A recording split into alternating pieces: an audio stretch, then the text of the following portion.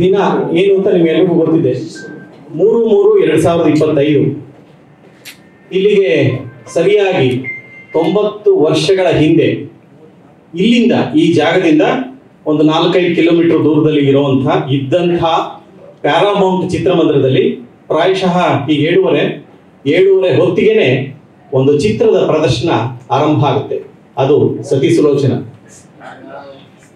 90 ವರ್ಷಗಳ ಹಿಂದೆ ಆ ಚಿತ್ರ ಪ್ರಾರಂಭ ಆದಾಗ ಹೌಸ್ಫುಲ್ ಪ್ರದರ್ಶನ ಇತ್ತಂತೆ ಅಂತ ಯಾಕೆ ಹೇಳ್ತಾ ಇದ್ದೀನಿ ಅಂದ್ರೆ ನಾನು ಕೂಡ ಕೇಳಿದ್ದು ಓದಿದ್ದು. ಪ್ರದರ್ಶನ ಆರಂಭ ಆದಾಗ ಇಡೀ ಚಿತ್ರಮಂದಿರದಲ್ಲಿ ಎಲ್ಲ ದೀಪಗಳನ್ನ ಆರಿಸಿದ್ರಂತೆ. ಆರಿಸಿದಾಗ ಅಲ್ಲಿದ್ದಂತ ಎಲ್ಲ ಪ್ರೇಕ್ಷಕರಿಗೆ ಒಂದ್ಸರಿ ಗಲಿಬಿಲಿ ಆಯ್ತಂತೆ. ಸಿಂಹದ ಧ್ವನಿ ಗರ್ಜನೆ ಕೇಳ್ತಂತೆ. ಕೇಳಿದ ತಕ್ಷಣ ಎದ್ದು ಬಿದ್ದು ಎಲ್ಲ ಭಯವಾಗಿ ಓಡೋಕ್ ಶುರು ಮಾಡಿದ್ರಂತೆ. ಆ ಗೊಂದಲ ಆರಂಭ ಆಯ್ತು. ಗೊಂದಲ ಆರಂಭ ಆದ್ಮೇಲೆ ಇದೇ ತರದ ತೆರೆ ಮೇಲೆ ಸಿಂಹದ ಚಿತ್ರ ಬಂತು ಅಂತ ಕೇಳಿದ್ವಿ. ಚಿತ್ರ ಬಂದಾಗ ಎಲ್ಲರೂ ಪ್ರೇಕ್ಷಕರಿಗೆ ರೋಮಾಂಚನ ಆಯ್ತಂತೆ. ಮೊದಲ ಬಾರಿಗೆ ಅಲ್ಲಿವರೆಗೂ ಶಬ್ದ ಇಲ್ಲದೆ ಇದ್ದಂತ ಚಿತ್ರಗಳನ್ನ ನೋಡ್ತಾ ಇದ್ದ ಕನ್ನಡದ ಪ್ರೇಕ್ಷಕನಿಗೆ ಒಂದು ಗರ್ಜನೆಯ ಮೂಲಕ ಚಿತ್ರ ಆರಂಭ ಆಯ್ತು. ಚಿತ್ರ ಆರಂಭ ಆದಂತ ಮೊದಲ ವಾಕ್ಯ, ಮೊದಲ ಪದ ಏನು ಅಂತ ನಮ್ಗೆ ಯಾರಿಗೂ ಗೊತ್ತಿಲ್ಲ. ಇಲ್ಲಿರುವಂತ ಹಿರಿಯರು ಸಾಕಷ್ಟು ಜನ ಇದ್ರೆ ಅವ್ರಿಗೂ ಪ್ರಾಯಶಃ ಅದು ಗೊತ್ತಿರ್ಲಿಕ್ಕಿಲ್ಲ. ಯಾಕೆಂದ್ರೆ ಇಲ್ಲಿಗೆ 90 ವರ್ಷದ ಹಿಂದೆ ಇದ್ರೆ ಅದನ್ನ ನೋಡಿದಂತ ಪ್ರೇಕ್ಷಕನಿಗೆ ಅವನ ನೆನಪಿನ ಶಕ್ತಿ ಸ್ಪಷ್ಟವಾಗಿರ್ಬೇಕು ಅಂದ್ರೆ ಕನಿಷ್ಠ 15 ವರ್ಷ ಆಗಿರ್ಬೇಕು. 15 ವರ್ಷ ಅಂದ್ರೆ 105 ವರ್ಷದ ವ್ಯಕ್ತಿ ಯಾರಾದ್ರೂ ಇದ್ದರೆ ಅವರ ಬಾಯಿಂದ ನಾವು ಕೇಳಿದ್ರೆ ಅವತ್ತಿನ ಪ್ರದರ್ಶನ ಹೇಗಾಯ್ತು, ಮೊದಲ ವಾಕ್ಯ, ಕನ್ನಡದ ಮೊದಲ ವಾಕ್ಯ ಸತಿ ಸುಲೋಚನದಲ್ಲಿ ಯಾವುದಾಗಿತ್ತು ಅನ್ನೋದು ನಮ್ಗೆ ಯಾರಿಗೂ ಗೊತ್ತಿಲ್ಲ. ಆದ್ರೆ ಇದನ್ನೆಲ್ಲ ನೆನಪಿನಲ್ಲಿ ಬೇರೆ ಬೇರೆ ಹಿರಿಯರು ಹೇಳಿದಂತನ್ನ ಇಟ್ಟುಕೊಂಡು ನಾವು ಇವತ್ತು ಒಂದು ವಿಶೇಷವಾದ ಪತ್ರಿಕಾಗೋಷ್ಠಿಗೆ ನಿಮ್ಮನ್ನೆಲ್ಲರನ್ನು ಆಹ್ವಾನಿಸ್ತಾ ಇದ್ದೀನಿ. ಸಾಮಾನ್ಯವಾಗಿ ಯಾವುದೇ ಒಂದು ಕಾರ್ಯಕ್ರಮ ಆಹ್ವಾನವಾಗುವಾಗ ಒಂದು ಪ್ರಾರ್ಥನೆಯೊಂದಿಗೆ ಪ್ರಾರಂಭ ಆಗುತ್ತೆ. ಇದೇ ಚಿತ್ರದ ಪಾರ್ವತಿ ಬಲುಚೇತನೆ ಏನಂತ ಒಂದು ಪದ್ಯ ಇದೆ. ಅದು ಆಗ ಮೊದಲ ಚಿತ್ರಗೀತೆ, ಅತಿ ಯಶಸ್ವಿಯಾದ ಚಿತ್ರಗೀತೆ. ಅದರ ರಾಗ ಏನು ಅದು ಕೂಡ ನಮಗೆ ಗೊತ್ತಿಲ್ಲ. ಕರಹರಿ ರಾಗ ಅಂತ ನಾವು ಕೇಳಿದ್ದೀವಿ. ಅದನ್ನ ನಾನು ನಿನ್ನೆ ನನ್ನ ಮಿತ್ರ ವಿ ಮನೋಹರ್ ಸಂಗೀತ ನಿರ್ದೇಶಕರಿಗೆ ಹೇಳಿದೆ. ಅದರ ಹಾಡಿನ ಪಠ್ಯವನ್ನ ಕೊಡ್ತೀವಿ. ಆ ಕರಹರಿ ರಾಗದಲ್ಲಿ ಆ ಪದ್ಯವನ್ನ ಹಾಡಿಸೋದಕ್ಕೆ ಸಾಧ್ಯನಾ ಅಂತ ಅವರು ನಿನ್ನೆ ಅದರ ಟ್ಯೂನ್ ಮಾಡಿ ಆ ರಾಗದಲ್ಲಿ ನಮ್ಮ ಇವ್ರು ಬಂದಿದ್ದಾರೆ, ಈಡಾ ದಿಲೀಪ್ ಬಂದಿದ್ದಾರೆ, ಅದನ್ನ ಹಾಡ್ತಾರೆ. ಹಾಡೋದ್ರ ಮೂಲಕ ಈ ಕಾರ್ಯಕ್ರಮವನ್ನು ಆರಂಭ ಮಾಡೋಣ ಅಂತ ಹೇಳ್ತೀನಿ. ದಯವಿಟ್ಟು ಇಡಾ ದಿಲೀಪ್ ಅವರು ಬಂದು ಆ ಪದ್ಯವನ್ನು ಹಾಡೋದ್ರ ಮೂಲಕ ಇದಕ್ಕೆ ಒಂದು ಶುಭಾರಂಭವನ್ನ ಮಾಡಬೇಕು ಅಂತ ನಾನು ಕೇಳ್ಕೊತೀನಿ. ದಯವಿಟ್ಟು ಬನ್ನಿ.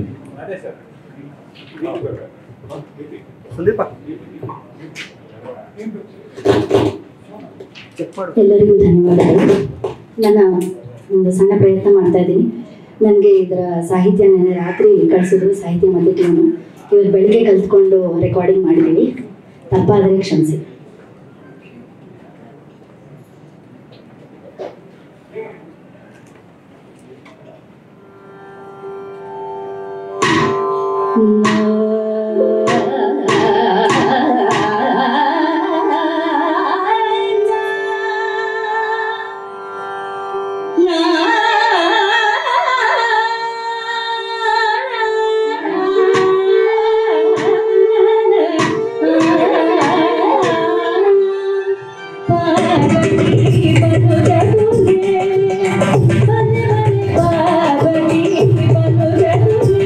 ಈ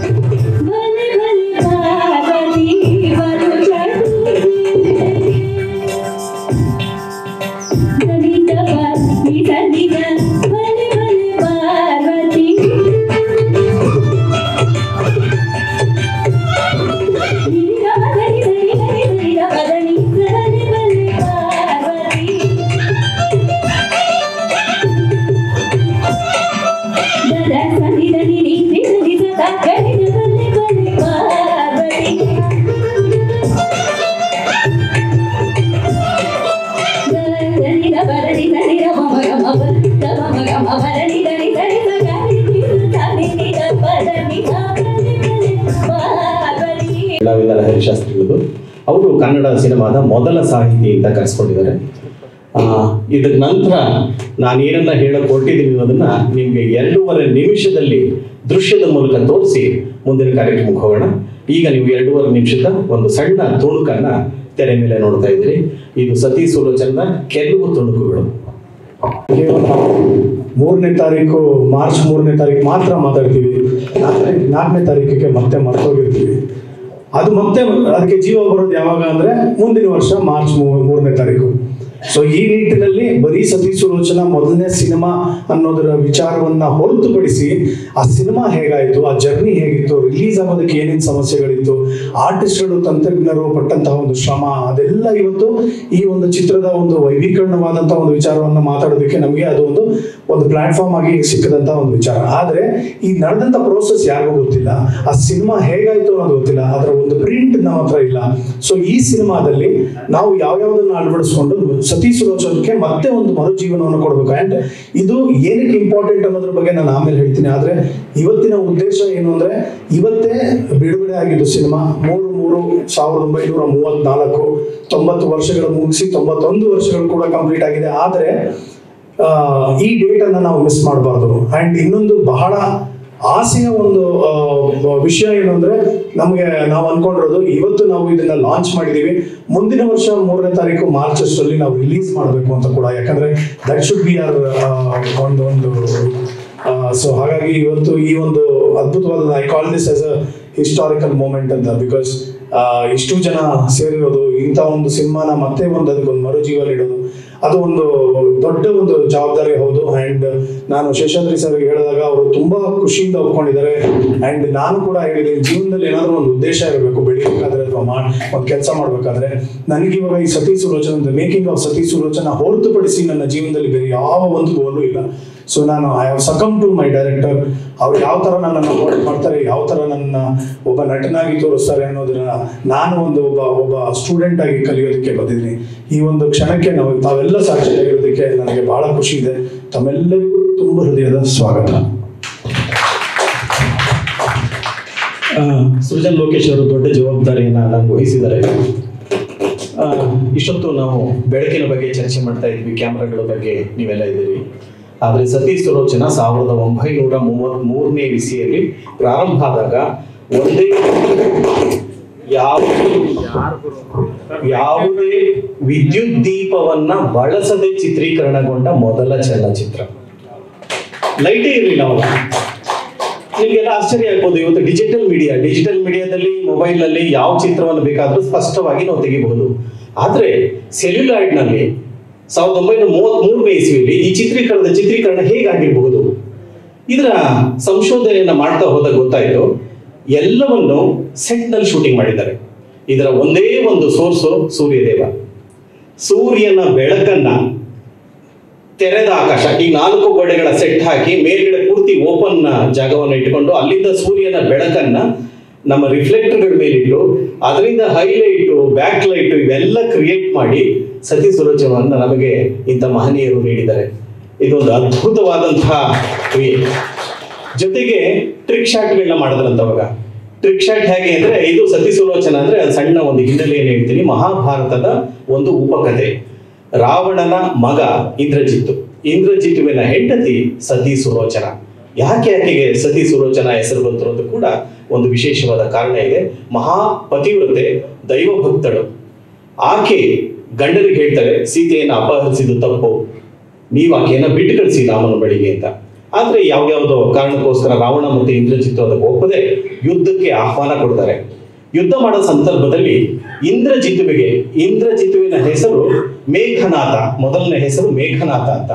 ಮೇಘನಾಥ ಬ್ರಹ್ಮನನ್ನ ಕುರಿತು ತಪಸ್ಸು ಮಾಡಿ ವಿಶೇಷವಾದ ಶಕ್ತಿಯನ್ನ ಸಂಪಾದಿಸಿರ್ತಾನೆ. ಅವನ ಯಾವುದೇ ದೇಹದ ಒಂದು ತುಂಡು ಬಿದ್ರೂ ಮತ್ತೆ ಅವನಿಗೆ ಜೋಡಣೆ ಆಗುತ್ತೆ, ಅವನಿಗೆ ಸಾವೇ ಬರೋದಿಲ್ಲ. ಹಾಗಾಗಿ ಇಂದ್ರಿಯಗಳನ್ನ ಜಯಿಸಿದವನು ಇಂದ್ರಜಿತು ಅಂತ ಅವನಿಗೆ ಪ್ರಖ್ಯಾತವಾದ ನಾಮ ಬಂದಿರುತ್ತೆ. ಅಂಥ ಇಂದ್ರಜಿತು ಹೋರಾಟಕ್ಕೆ ಹೊರಡ್ತಾನೆ. ಮೊದಲು ಅವನು ಎದುರಿಸೋದು ಲಕ್ಷ್ಮಣನನ್ನ. ನಿಮ್ಗೆಲ್ರಿಗೂ ಚೆನ್ನಾಗಿ ಗೊತ್ತಿದೆ, ಲಕ್ಷ್ಮಣ ಮತ್ತೆ ಅವರಿಬ್ಬರ ಮಧ್ಯೆ ಯುದ್ಧ ಆದಾಗ ಯಾವುದೋ ಒಂದು ಸಂದರ್ಭದಲ್ಲಿ ಇಂದ್ರಜಿತ್ತು ಬಿಟ್ಟಂತ ಬಾಣ ಲಕ್ಷ್ಮಣನಿಗೆ ನಾಟಿ ಅವನು ಮೂರ್ಛೆ ಹೋಗ್ತಾನೆ. ಮೂರ್ಛೆ ಹೋದಾಗ ಇಡೀ ಕಪಿ ಸೈನ್ಯ ಮತ್ತೆ ರಾಮನ ಸೈನ್ಯ ಎಲ್ಲ ಅನ್ಕೊಳ್ಳುತ್ತೆ ಆತ ಆಗ್ಲೇ ಪ್ರಾಣನೇ ಹೊಟ್ಟೋಗಿದೆ ಅಂತ. ಆಗ ಜಾಂಬುವಂತನ ಸಲಹೆ ಮೇರೆಗೆ ಹನುಮಂತ ಈ ಕಡೆಗೆ ಬಂದು ಹಿಮಾಲಯಕ್ಕೆ ಹೋದ ಅಂತ ಹೇಳ್ತಾರೆ. ಇತ್ತೀಚೆಗೆ ನಮ್ಮ ಪಶ್ಚಿಮ ಘಟ್ಟಗಳಿಂದಲೇ ಆ ಒಂದು ನಮ್ಮ ಸಂಜೀವಿನಿ ಹುಡುಕೋಕಾಗದೆ ಪರ್ವತವನ್ನೇ ತಂದು ಆ ಸಂಜೀವಿನಿಯಿಂದ ಲಕ್ಷ್ಮಣನನ್ನ ಜೀವಂತಗೊಳಿಸ್ತಾರೆ. ಮತ್ತೆ ಯುದ್ಧ ಆರಂಭ ಆಗುತ್ತೆ. ಎಷ್ಟೇ ಯುದ್ಧ ಮಾಡಿದ್ರು ಒಂದು ಕಡೆ ರಾವಣನ ಮನೆಯಲ್ಲಿ ಸತಿ ಸುಲೋಚನ ವಿಷ್ಣುವನ್ನ ಪೂಜೆ ಮಾಡ್ತಾ ಇರ್ತಾರೆ. ರಾವಣನಿಗೆ ವಿಷ್ಣು ವೈರಿ.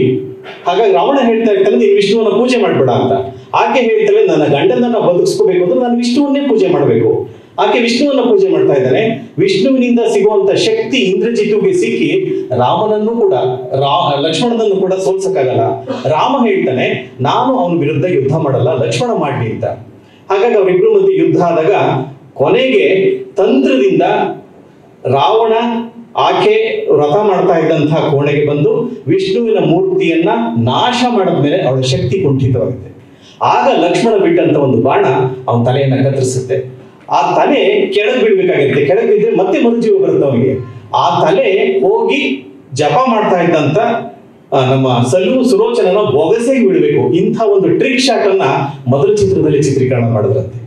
ಹಾಗಾಗಿ ಇಂಥ ಚಿತ್ರೀಕರಣ ಮಾಡಿದರೆ ಇಡೀ ಯುದ್ಧವನ್ನ ಕೊಲ್ಲಾಪುರದ ಇದರಲ್ಲಿ ಚಿತ್ರೀಕರಣ ಮಾಡ್ತಾರೆ.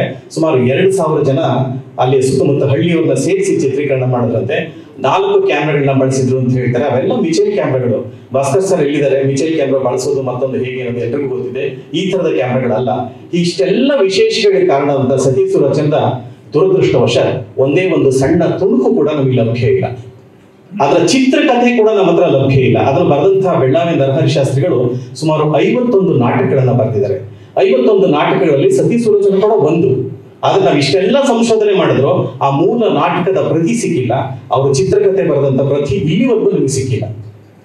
ಅದಕ್ಕೋಸ್ಕರ ಹುಡುಕಾಟದಲ್ಲಿದ್ದೀವಿ. ಆದ್ರೆ ಅದೃಷ್ಟವಶ ಸತಿ ಸುಲೋಚನ ಮೊದಲ ಕನ್ನಡದ ಚಿತ್ರ. ನಾನು ಆಗ್ಲೇ ಹೇಳಿದಾಗೆ ತೆಲುಗಿನಲ್ಲಿ 1961ನೇ ಇಸ್ವಿಯಲ್ಲಿ ಸತಿ ಸುಲೋಚನ ಮತ್ತೆ ನಿರ್ಮಾಣ ಆಗುತ್ತೆ. NT ರಾಮರಾವ್ ಅಂಜಲಿ ದೇವಿಯವರ ಮೇಲೆ ಅದು ಚಿತ್ರಿತವಾಗುತ್ತೆ. ಇಲ್ಲಿ ಕೆಲವು ವಿಡಿಯೋಗಳು ಬಂತಲ್ಲ, ಆ ವಿಡಿಯೋಗಳನ್ನ ನಾನು ಅಲ್ಲಿಂದ ತಗೊಂಡಿದ್ದೀನಿ, ಸತಿ ಸುಲೋಚನ ಚಿತ್ರ. ಹಾಗಾಗಿ ನೀವು ಯಾರು ತಪ್ಪು ತಿಳ್ಕೋಬಾರ್ದು, ಅದು ಸತಿ ಸುಲೋಚನದ ತುಣುಕುಗಳಲ್ಲ, ಸಾಂದರ್ಭಿಕವಾಗಿ ಅದನ್ನ ಬಳಸ್ಕೊಳ್ಳಲಾಗಿದೆ. ಮತ್ತೆ ಹಿಂದಿಯಲ್ಲಿ ಮತ್ತೆ ಸತಿ ಸುಲೋಚನ 1969ನೇ ಇಸ್ವಿಯಲ್ಲಿ ಮರು ನಿರ್ಮಾಣ ಆಗುತ್ತೆ. ಹಾಗಾಗಿ 3 ಬಾರಿ ಕನ್ನಡದಲ್ಲಿ ಭಾರತದ ಚಿತ್ರರಂಗದಲ್ಲಿ ಸತಿ ಸುಲೋಚನ ನಿರ್ಮಾಣ ಆಗಿದೆ. ಪ್ರಾಯಶಃ ಇದು ಇತಿಹಾಸವನ್ನು ಸೃಷ್ಟಿಸೋದಿಲ್ಲ 4ನೇ ಬಾರಿ ಕನ್ನಡದಲ್ಲಿ ಈಗ ನಿರ್ಮಾಣ ಮಾಡಬೇಕು. ನನಗೆ ಆಶ್ಚರ್ಯ, ಈ 90 ವರ್ಷಗಳಲ್ಲಿ ಯಾಕೆ ಕೆಲಸ ಆಗಲಿಲ್ಲ ಅನ್ನೋ ದೊಡ್ಡ ಆಶ್ಚರ್ಯ. ನಮ್ಮ Karnataka film chamber of commerce ಇದೆ, ಅಕಾಡೆಮಿ ಇದೆ, ಸರ್ಕಾರ ಇದೆ. ನಮ್ಮ ಒಂದು ಮೊದಲನೇ ಚಿತ್ರವನ್ನ, ಯಾರೂ ನೋಡದೇ ಇರುವಂತ ಚಿತ್ರವನ್ನ ಮತ್ತೆ ಅದನ್ನ ಕಲ್ಪಿತವಾಗಿ ಕಟ್ಟಬೇಕಾಗತ್ತೆ. ಕಟ್ಟಿ ನಾವು ಪ್ರೇಕ್ಷಕರನ್ನ ಯಾಕೆ ತೋರಿಸ್ಲಿಲ್ಲ ಅನ್ನೋದು ಆಶ್ಚರ್ಯ ಆಗುತ್ತೆ. ಆದ್ರೆ ಎಲ್ಲದಕ್ಕೂ ಕಾಲ ಕೂಡ ಬರ್ಬೇಕಲ್ಲ. ಈಗ 90ನೇ ವರ್ಷದಲ್ಲಿ ಕಾಲ ಕೂಡ ಬಂದಿದೆ, ಈಗ ಮಾಡ್ತಾ ಇದ್ದೀವಿ.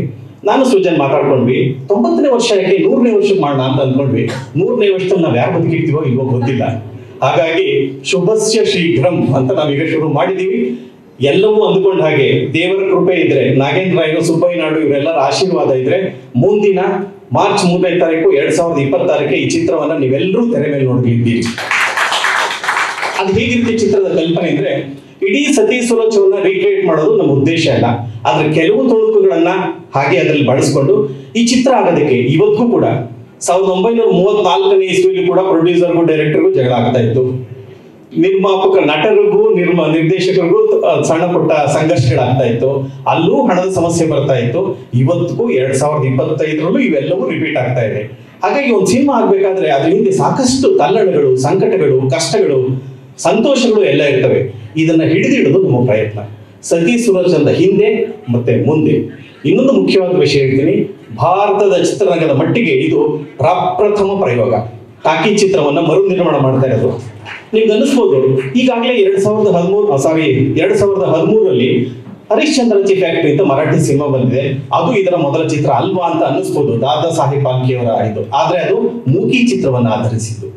ಅದರ ನಂತರ 2019ನೇ ಇಸ್ವಿಯಲ್ಲಿ 2000 ಇಸ್ವಿ ಚೇತನ್ ಓಕೆ 13ರಲ್ಲಿ ಮಲಯಾಳಂನಲ್ಲಿ ಇನ್ನೊಂದು ಚಿತ್ರ ಬರುತ್ತೆ, ವಿಘಟನ್ ಅಂತ. ಅದು ಕೂಡ ಮೂಕಿ ಚಿತ್ರವನ್ನು ಆಧರಿಸಿದ್ದು. ಈ 2 ಚಿತ್ರಗಳು ಮೂಕಿ ಚಿತ್ರವನ್ನು ಆಧರಿಸಿದ ಚಿತ್ರಗಳು ಈಗಾಗಲೇ ಬಂದಿದ್ದೇವೆ. ಪ್ರಪ್ರಥಮವಾಗಿ ಕನ್ನಡದ ನಮ್ಮೆಲ್ಲರ ಹೆಮ್ಮೆ. ಇದರ ಮೊದಲ ಟಾಕಿ ಚಿತ್ರ ಭಾರತದ ಮಟ್ಟಿಗೆ ಫಸ್ಟ್ ಆಫ್ ಇಟ್ಸ್ ಕೈಂಡ್.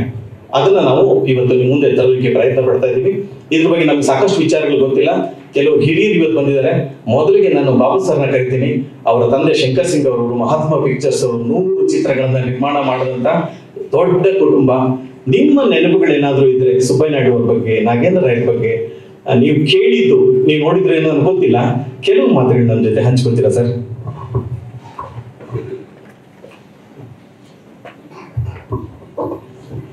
ಎಲ್ರಿಗೂ ನಮಸ್ಕಾರ. ಮೊದಲನೇದಾಗಿ ಶೇಷಾದ್ರಿ ಮತ್ತು ಸೃಜನ್ ಲೋಕೇಶ್ಗೆ ಅಭಿನಂದನೆಗಳು ಹೇಳಬೇಕು. ಏಕೆಂದರೆ ಇವತ್ತು ಡಿಜಿಟಲಲ್ಲಿ ಏನೇನು ಮಾಡೋದು ನೂರಾರಿದೆ. ಅವತಾರು ತೆಗಿಬೋದು, ಬಾಹುಬಲಿನೂ ತೆಗಿಬೋದು, ಎಲ್ಲ ತೆಗಿಬೋದು. ಆದರೆ ಹಳೆಯದನ್ನು ಮತ್ತೆ ರೀಕ್ರಿಯೇಟ್ ಮಾಡೋಕ್ಕೆ ಒಂದು ಥಾಟ್ ಇದೆಯಲ್ಲ, ಇದು $1 ಮಿಲಿಯನ್ ಥಾಟ್ ಇದೆ. ಯಾಕೆಂದರೆ ನಮ್ಮ ಸರ್ಕಾರಕ್ಕೆ ನಾಚಿಕೆ ಆಗಬೇಕು. ಯಾಕಂದರೆ ನಟ್ಟು ಟೈಪ್ ಮಾಡ್ತೀವಿ ಅಂತಾರೆ, ಇಂಥದನ್ನು ಯಾವುದನ್ನು ಇಟ್ಕೊಳಕ್ಕಾಗ ಮನಸ್ಸಲ್ಲೇ ಇನ್ನೂ ಗೊತ್ತಿಲ್ಲ. ಒಂದು ಚರಿತ್ರೆ ಅನ್ನೋದು ಎಷ್ಟು ಮುಖ್ಯ ಅಂತ ನಾನು ಅಕಾಡೆಮಿ ಚೇರ್ಮನ್ ಆಗಿದ್ದಾಗ ಒಂದು ಪೂನಾ ಥರ ಆರ್ಕಿವ್ಸ್ ಹಾಕಬೇಕು ಅಂತ ಬಹಳ ಒದ್ದಾಡಿದ್ವಿ. ಜೈಮಾಲ ಇಲ್ಲೇ ಇದ್ದಾರೆ, ನಾನು ಜೈಮಾಲ ಫ್ರಾನ್ಸಲ್ಲಿ ಹೋಗಿ ಅಲ್ಲಿ ಆರ್ಕಿವ್ಸು ಲಂಡನ್ನಲ್ಲಿ ಎಲ್ಲ ನೋಡ್ಕೊಂಬಂದು ಮಾಡಿದ್ವಿ. ಬಟ್ ಏನೂ ಆಗಲಿಲ್ಲ. ಆದರೆ ನಮ್ಮ ತಂದೆಯವರು ನನಗೆ ಭಾಳ ಸರಿ ಸುಬ್ಬಯ್ಯ ನಾಯ್ಡು ಅವ್ರ ಬಗ್ಗೆ, ಅವ್ರ ವಾಯ್ಸ್ ಬಗ್ಗೆ, ಅವರ ಪರ್ಫಾರ್ಮೆನ್ಸ್ ಬಗ್ಗೆ 2 ಸರಿ ಅವರು ಪ್ರಯತ್ನ ಪಟ್ಟು ಆಗಲಿಲ್ಲಂತೆ. ನಮ್ಮ ತಂದೆಯವರು ವಿಠಲಾಚಾರ್ಯರು ಭಾಳ ಸ್ವಲ್ಪ ಎಕನಾಮಿಕಲಿ ಪಿಕ್ಚರ್ ಮಾಡ್ತಿದ್ದವರು. ಯಾಕೆಂದರೆ ಸೋತ ಆದಮೇಲೆ ಅವ್ರಿಗೊಂದು ಎಕನಾಮಿಕ್ಸ್ ಅಂತ ಗೊತ್ತಾಗಿತ್ತು. ಮೊದಲೆಲ್ಲ ಸಿಕ್ಕಾಪಟ್ಟೆ ಖರ್ಚು ಮಾಡಿ ಇದೇ ಸುಬ್ಬಯ್ಯ ನಾಯ್ಡು ಅವ್ರ ಹತ್ರ ಹೋಗಿದ್ರಂತೆ. ಸರಿ, ಅವರು ಮೇಕಪ್ ಹಾಕಿ ಮೀಸೆ ಇದು ಮಾಡ್ತಿದ್ರಂತೆ. ಸರಿ, ಒಂದು ಕತೆ ಹೇಳಿ ಎಲ್ಲ ಆದ್ಮೇಲಿಂದ ರೆಮ್ಯುನರೇಷನ್ ಪಾಯಿಂಟ್ ಬಂತಂತೆ. ಆಗ ನಮ್ಮ ವಿಠಲಾಚಾರ್ಯರು ಯಾವಾಗಲೂ ಸ್ವಲ್ಪ ಬಹಳ ಅವರು ಕಾಮಿಡಿ ಮೊದಲಿಂದ ಹೀಗಂದ್ರಂತೆ. ಸರಿ, ಅವರು ಹೀಗಂದ್ರಂತೆ. ಅಂದರೆ ಇವ್ರು ಹೇಳಿದ್ದು 20,000, ಅವ್ರು ಹೇಳಿದ್ದು 2 ಲಕ್ಷ. ಅಂದರೆ 2 ಲಕ್ಷ 40ನೇ ಇಸ್ವಿಲಿ ತಗೋತಿದ್ರು ಅಂದರೆ ಏನು ವ್ಯಾಲ್ಯೂ? ಸದಾಶಿವನಗರದಲ್ಲಿ 5 ಎಕರೆ 10 ಎಕರೆ ಸಿಕ್ಬಿಡ್ತಿತ್ತು ನಾವು ಆ ಕಾಲದಲ್ಲಿ. ಅಂದರೆ ಆ ಪವರ್ ಅವ್ರಿಗೆ ಇತ್ತು. ನಾಗೇಂದ್ರ ರಾಯರು ಅಷ್ಟೇ ಎಂತೆಂಥ ಪಿಕ್ಚರ್ ಮಾಡಿದ್ದಾರೆ. ಇವತ್ತು RNR ಬ್ಯಾನರ್, ಆ ಬ್ಯಾನರ್ಗೆ ಎಂತೆಂಥ ಫಿಲ್ಮ್ಗಳು ಬಂದಿದೆ. ಆಮೇಲೆ ಅವರ 3 ಜನ ಮಕ್ಕಳು ಕನ್ನಡ ಚಿತ್ರರಂಗದಲ್ಲಿ ಅಷ್ಟೊಂದು ಇದು ಮಾಡಿದ್ದಾರೆ. ಬಟ್ ಈಗ ಯಾತಕ್ಕೆ ಹಳೇದನ್ನ ನೆನೆಸ್ಕೋಬೇಕು ಅಂದರೆ ಯಾರ ಚರಿತ್ರೆ ಮರಿತಾರೋ ಅದು ಯಾವಾಗಲೂ ಯಾವ ದೇಶನೂ ಉದ್ದಾಗಲ್ಲ, ಯಾವ ಇಂಡಸ್ಟ್ರಿನೂ ಉದ್ದಾಗೋದಿಲ್ಲ. ಚರಿತ್ರೆಯಿಂದ ಎಷ್ಟೋ ವಿಷಯಗಳನ್ನ ನಾವು ತಿಳ್ಕೋಬೇಕು. ಆದರೆ ಅದು ಸರಿಸಮಾನವಾಗಿ ನಾವು ಹೊಸದಾಗಿ ಏನು ಯೋಚನೆ ಮಾಡೋದಕ್ಕೆ ಅನ್ನೋದಕ್ಕೆ ಭಾಳ ಮುಖ್ಯ ಆಗುತ್ತೆ. ಆದ್ದರಿಂದ ನಮ್ಮಲ್ಲಿ ಆರ್ಕಿವ್ಸ್ ಇಲ್ದಿರ ಒಂದು ಪ್ರಿಂಟ್ ಸಿಗಲ್ಲ ಅಂದರೆ ಎಷ್ಟು ಒಂಥರ ಇದು ಒಂದು ಕರ್ನಾಟಕ ರಾಜ್ಯಕ್ಕೆ ಅವಮಾನ. ಯಾಕೆಂದರೆ ಒಂದು ಆರ್ಕಿವ್ಸ್ ಇಟ್ಕೊಳ್ಳೋದ್ರೆ 9 ಕೋಟಿ ರೂಪಾಯಿ ಇಂಟರ್ನ್ಯಾಷನಲ್ ಫಿಲಮ್ ಫೆಸ್ಟಿವಲ್ ಖರ್ಚು ಮಾಡೋ ಬದಲು ಅದೇ 9 ಕೋಟಿ ಹಾಕಿದ್ರೆ ಒಂದು ಆರ್ಕಿವ್ಸ್ ಆಗ್ಬಿಡೋದು. ಯಾಕೆಂದರೆ ಆರ್ಕಿವ್ಸ್ ಭಾಳ ಮುಖ್ಯ. ಯಾಕೆಂದರೆ ಹಳೆಯದನ್ನೆಲ್ಲ ಸ್ಟೋರ್ ಮಾಡೋದಕ್ಕೆ ಅಂಥ ಅಕಾಡೆಮಿನಲ್ಲಿ ಜಾಗ ಇದೆ, ಅಷ್ಟು ಜಾಗ ಅದಕ್ಕೆ ಪ್ಲ್ಯಾನ್ ಮಾಡಿದೆ. ಬಟ್ ಆದರೆ ಸರ್ಕಾರಕ್ಕೆ ಒಂದು ಇಚ್ಛೆ ಬೇಕು. ನಮಗಂತೂ ಬಿಡಿ ಪ್ರೊಡ್ಯೂಸರ್ಸ್ ಎಲ್ಲ ಯಾರು ಸೇರಿಕೊಂಡು ಮಾಡುವಂಥ ಪರಿಸ್ಥಿತಿ ಇಲ್ಲ ಇದನ್ನು. ಯಾಕೆಂದರೆ ಪೂನಾದಲ್ಲಿ ಹೇಗಿದೆ ಹಾಗೆ ನಾನು ತುಂಬ ಪ್ರಯತ್ನ ಪಟ್ಟೆ, ಆಗಲಿಲ್ಲ, ಬರೀ ಸೋಲೆ ಆಯಿತು. ಯಾಕೆಂದರೆ ಅಕಾಡೆಮಿಯಿಂದ ನಾವು ಒಂದು ಆರ್ಕಿವ್ಸ್ ಮಾಡಬೇಕು ಅನ್ನೋದು ಹಳೆಯದೆಲ್ಲ ಎಲ್ಲೆಲ್ಲಿದೆ. ಯಾಕೆಂದರೆ ನಾಯರ್ ಅವ್ರ ಪುಸ್ತಕ ಓದ್ಬಿಟ್ರೆ ಅವರು ಒಂದೊಂದು ಪ್ರಿಂಟ್ಗಳನ್ನ ಹೇಗೆ ತಗೊಂಡ್ಬಂದಿದ್ದಾರೆ, ಏನು ಮಾಡಿ ಅಂತ ಇವತ್ತು ಕಟ್ಟಿ ಇವತ್ತು ಭಾರತದ ಒಂದು ಎಲ್ಲ ಚಿತ್ರಗಳ ಒಂದು ಕಲೆಕ್ಷನ್ ಹೇಗೆ ನ್ಯಾಷನಲ್ ಆರ್ಕಿವ್ಸಲ್ಲಿದೆ ಅದರದ್ದು ಟೇಸ್ಟ್ ಹೋಗಿ ನೋಡೋರಿಗೆ ಗೊತ್ತಾಗೋದು. ಇವತ್ತು ಬೆಳಿಗ್ಗೆ ನಾನು ಒಂದು ಫಿಲಮ್ ನೋಡ್ತಾ ಇದ್ದೆ, ಆಸ್ಕಾರ್ ಗೆದ್ದಿರೋದು, ಮಾರ್ಕ್ ಅಂತ ಒಬ್ಬ ರೈಟರ್. ಸಿಟಿಸನ್ ಕೇನ್ ಫಿಲಮ್ ಆಗುವಾಗ ಆತನಿಗೆ ಕೈಕಾಲು ಮುರಿದೋಗ್ಬಿಡುತ್ತೆ ಆಕ್ಸಿಡೆಂಟಲ್ಲಿ. ಮಹಾ ಡ್ರಿಂಕ್ಸ್ ಆತ. ಮೆಟ್ರೋ ಗೋಲ್ಡನ್ ಮೇಯರ್ ಅವರು ಆರ್ಸನ್ ವೆಲ್ಸಿಯರ್ನು ಅವನ್ನ ಎತ್ತಾಕೊಂಡ್ಬಂದು ಒಂದು ಡಾಕ್ಟರ್ನ ಇಟ್ಟು 5 ಜನ ನರ್ಸ್ಗಳನ್ನ ಇಟ್ಟು 4 ಜನ, ಅವಾಗೆಲ್ಲ ಅವ್ರ ಕೈನಲ್ಲೂ ಹೊರಿಯೋಕ್ಕಾಗಲ್ಲ, ಅವನ ಕೈಲಿ ಆ ಸಿಟಿಸನ್ ಕೇನ್ ಸ್ಕ್ರಿಪ್ಟ್ನ ಹೇಗೆ ಮುಗಿಸ್ತಾರೆ ಅನ್ನೋದೇ ಒಂದು ಪಿಕ್ಚರ್. ಅದಕ್ಕೆ ಆಸ್ಕಾರ್ ಬಂದಿದೆ. ಅಂಥ ಒಂದು ಅದ್ಭುತವಾದ ಚಿತ್ರಗಳು ಹಳೆಯದ್ರಿಂದ ನೋಡೋದ್ರಿಂದ ಎಲ್ಲರಿಗೂ ಯಂಗ್ಸ್ಟರ್ಸ್ಗೂ ಇನ್ಸ್ಪೈರ್ ಆಗ್ತದೆ. ಅದರಲ್ಲಿ ಒಂದು ಸೀನ್ ಇದೆ, metropolitan Mayer Louis B Mayer depression of ಅಮೇರಿಕಾದಲ್ಲಿ ಕಂಪ್ಲೀಟ್ ಕೊಲಾಪ್ಸ್ ಆಗ್ಬಿಟ್ಟಿರುತ್ತೆ, ಎಲ್ಲೂ ದುಡ್ಡೇ ಇರೋದಿಲ್ಲ, ಬ್ಯಾಂಕ್ಗಳೆಲ್ಲ ಕ್ಲೋಸ್ ಆಗ್ಬಿಟ್ಟಿದೆ. ಆಗ Louis B Mayer entire studio staff ಆರ್ಟಿಸ್ಟ್ನ ಕರೆಸಿ ಕೈ ಮುಗಿದು ರಿಕ್ವೆಸ್ಟ್ ಮಾಡ್ತಾನೆ, 6 ತಿಂಗಳು ನೀವು ಯಾರು ಸಂಬಳ ತಗೋಬೇಡಿ, ಪಿಕ್ಚರ್ಗಳು ಮಾಡೋಣ, ಬರೋದ್ರನ್ನ ನೀವು ವಾಪಸ್ ಕೊಡ್ತೀನಿ ಅಂತೇಳಿ 6 ತಿಂಗಳು ಆದಮೇಲೆ ಅವ್ರಿಗೆ ಆ ಥರದ ಹಣನ ವಾಪಸ್ ಕೊಡ್ತಾನೆ. ಅಂದರೆ ಈ ಥರದ್ದೆಲ್ಲ ಇನ್ಸಿಡೆಂಟ್ಸ್ ಇವತ್ತು ಕನ್ನಡ ಇಂಡಸ್ಟ್ರಿಯಲ್ಲಿ ಆ ಪರಿಸ್ಥಿತಿ ಬಂದಿದೆ. ಇವತ್ತು ಬರೀ ಪ್ಯಾನ್ ಇಂಡಿಯಾ ಅಂತ ಹೊರಟೋಗ್ತಾ ಇದ್ದಾರೆ. ಬಟ್ ಕನ್ನಡದ ಭಾಷೆ, ಕನ್ನಡದ ಸಂಸ್ಕೃತಿ, ಕನ್ನಡದ ನೆಲದಲ್ಲಿರೋ ಕಥೆಗಳನ್ನ ನಾವು ಮೊದಲು ನೋಡಬೇಕು. ಆದ್ದರಿಂದ ಈ ಒಂದು ಪ್ರಯತ್ನ ಬಹಳ ಯಶಸ್ಸಾಗುತ್ತೆ. ನಿಮಗೆ ಬರೀ ನ್ಯಾಷನಲ್ ಅವಾರ್ಡ್ ಅಲ್ಲ, ಇದು ಆಸ್ಕಾರು ಬರಬೇಕು ಅಂತ ನನ್ನ ಆಸೆ ಅಂತ ಹೇಳಿ ಶೇಷಾದ್ರಿವರೆಗೂ ಸುನಿಗೆ ಹಾರೈಸ್ತೀನಿ. Thank you sir. ಆಸ್ಕರ್ ಬರಬೇಕು ಅಂದ್ರೆ ಆ ಚಿತ್ರ ಅಮೆರಿಕದಲ್ಲಿ 1 ವಾರ ಓಡಿರ್ಬೇಕು. ಹಾಗಾಗಿ ಸತಿ ಸುಲೋಚನೆ 1 ವಾರ ಅಮೆರಿಕದಲ್ಲಿ ಬಿಡುಗಡೆ ಮಾಡೋಣ ಅನ್ನೋ ಆಸೆಯಿಂದ ನಾನು ಮಾತನ್ನು ಮುಂದುವರಿಸ್ತೀನಿ.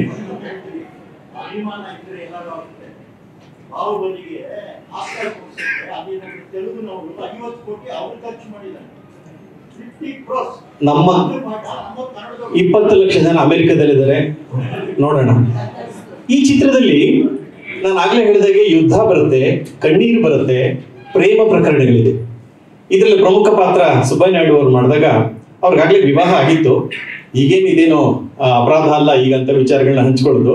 ಇದರ ಇನ್ನಿಬ್ಬರು ಪ್ರಮುಖ ನಟಿಯರು ಲಕ್ಷ್ಮೀಬಾಯಿ ಮತ್ತು ಕಮಲಾಬಾಯಿ, ಅಕ್ಕ ತಂಗಿಯರು. ಲಕ್ಷ್ಮೀಬಾಯಿಗೆ ಆರಂಭದಲ್ಲಿ ಸುಬ್ಬಯ್ಯ ನಾಯ್ಡು ಅವರು ಹೇಳಿರ್ತಾರೆ, ನೀನು ಸತಿ ಸುಲೋಚನದ ಪಾತ್ರ ಮಾಡಬೇಕು ಅಂತ ಹೇಳಿರ್ತಾರೆ. ಆದ್ರೆ ನಿರ್ಮಾಪಕರಿಗೆ ಒಂದು ಆಸೆ ಇರುತ್ತಲ್ಲ, ತಮ್ಮ ಕಡೆಯವ್ರು ಯಾರಾದ್ರೂ ಸೇರಿಸ್ಬೇಕು ಅಂತ.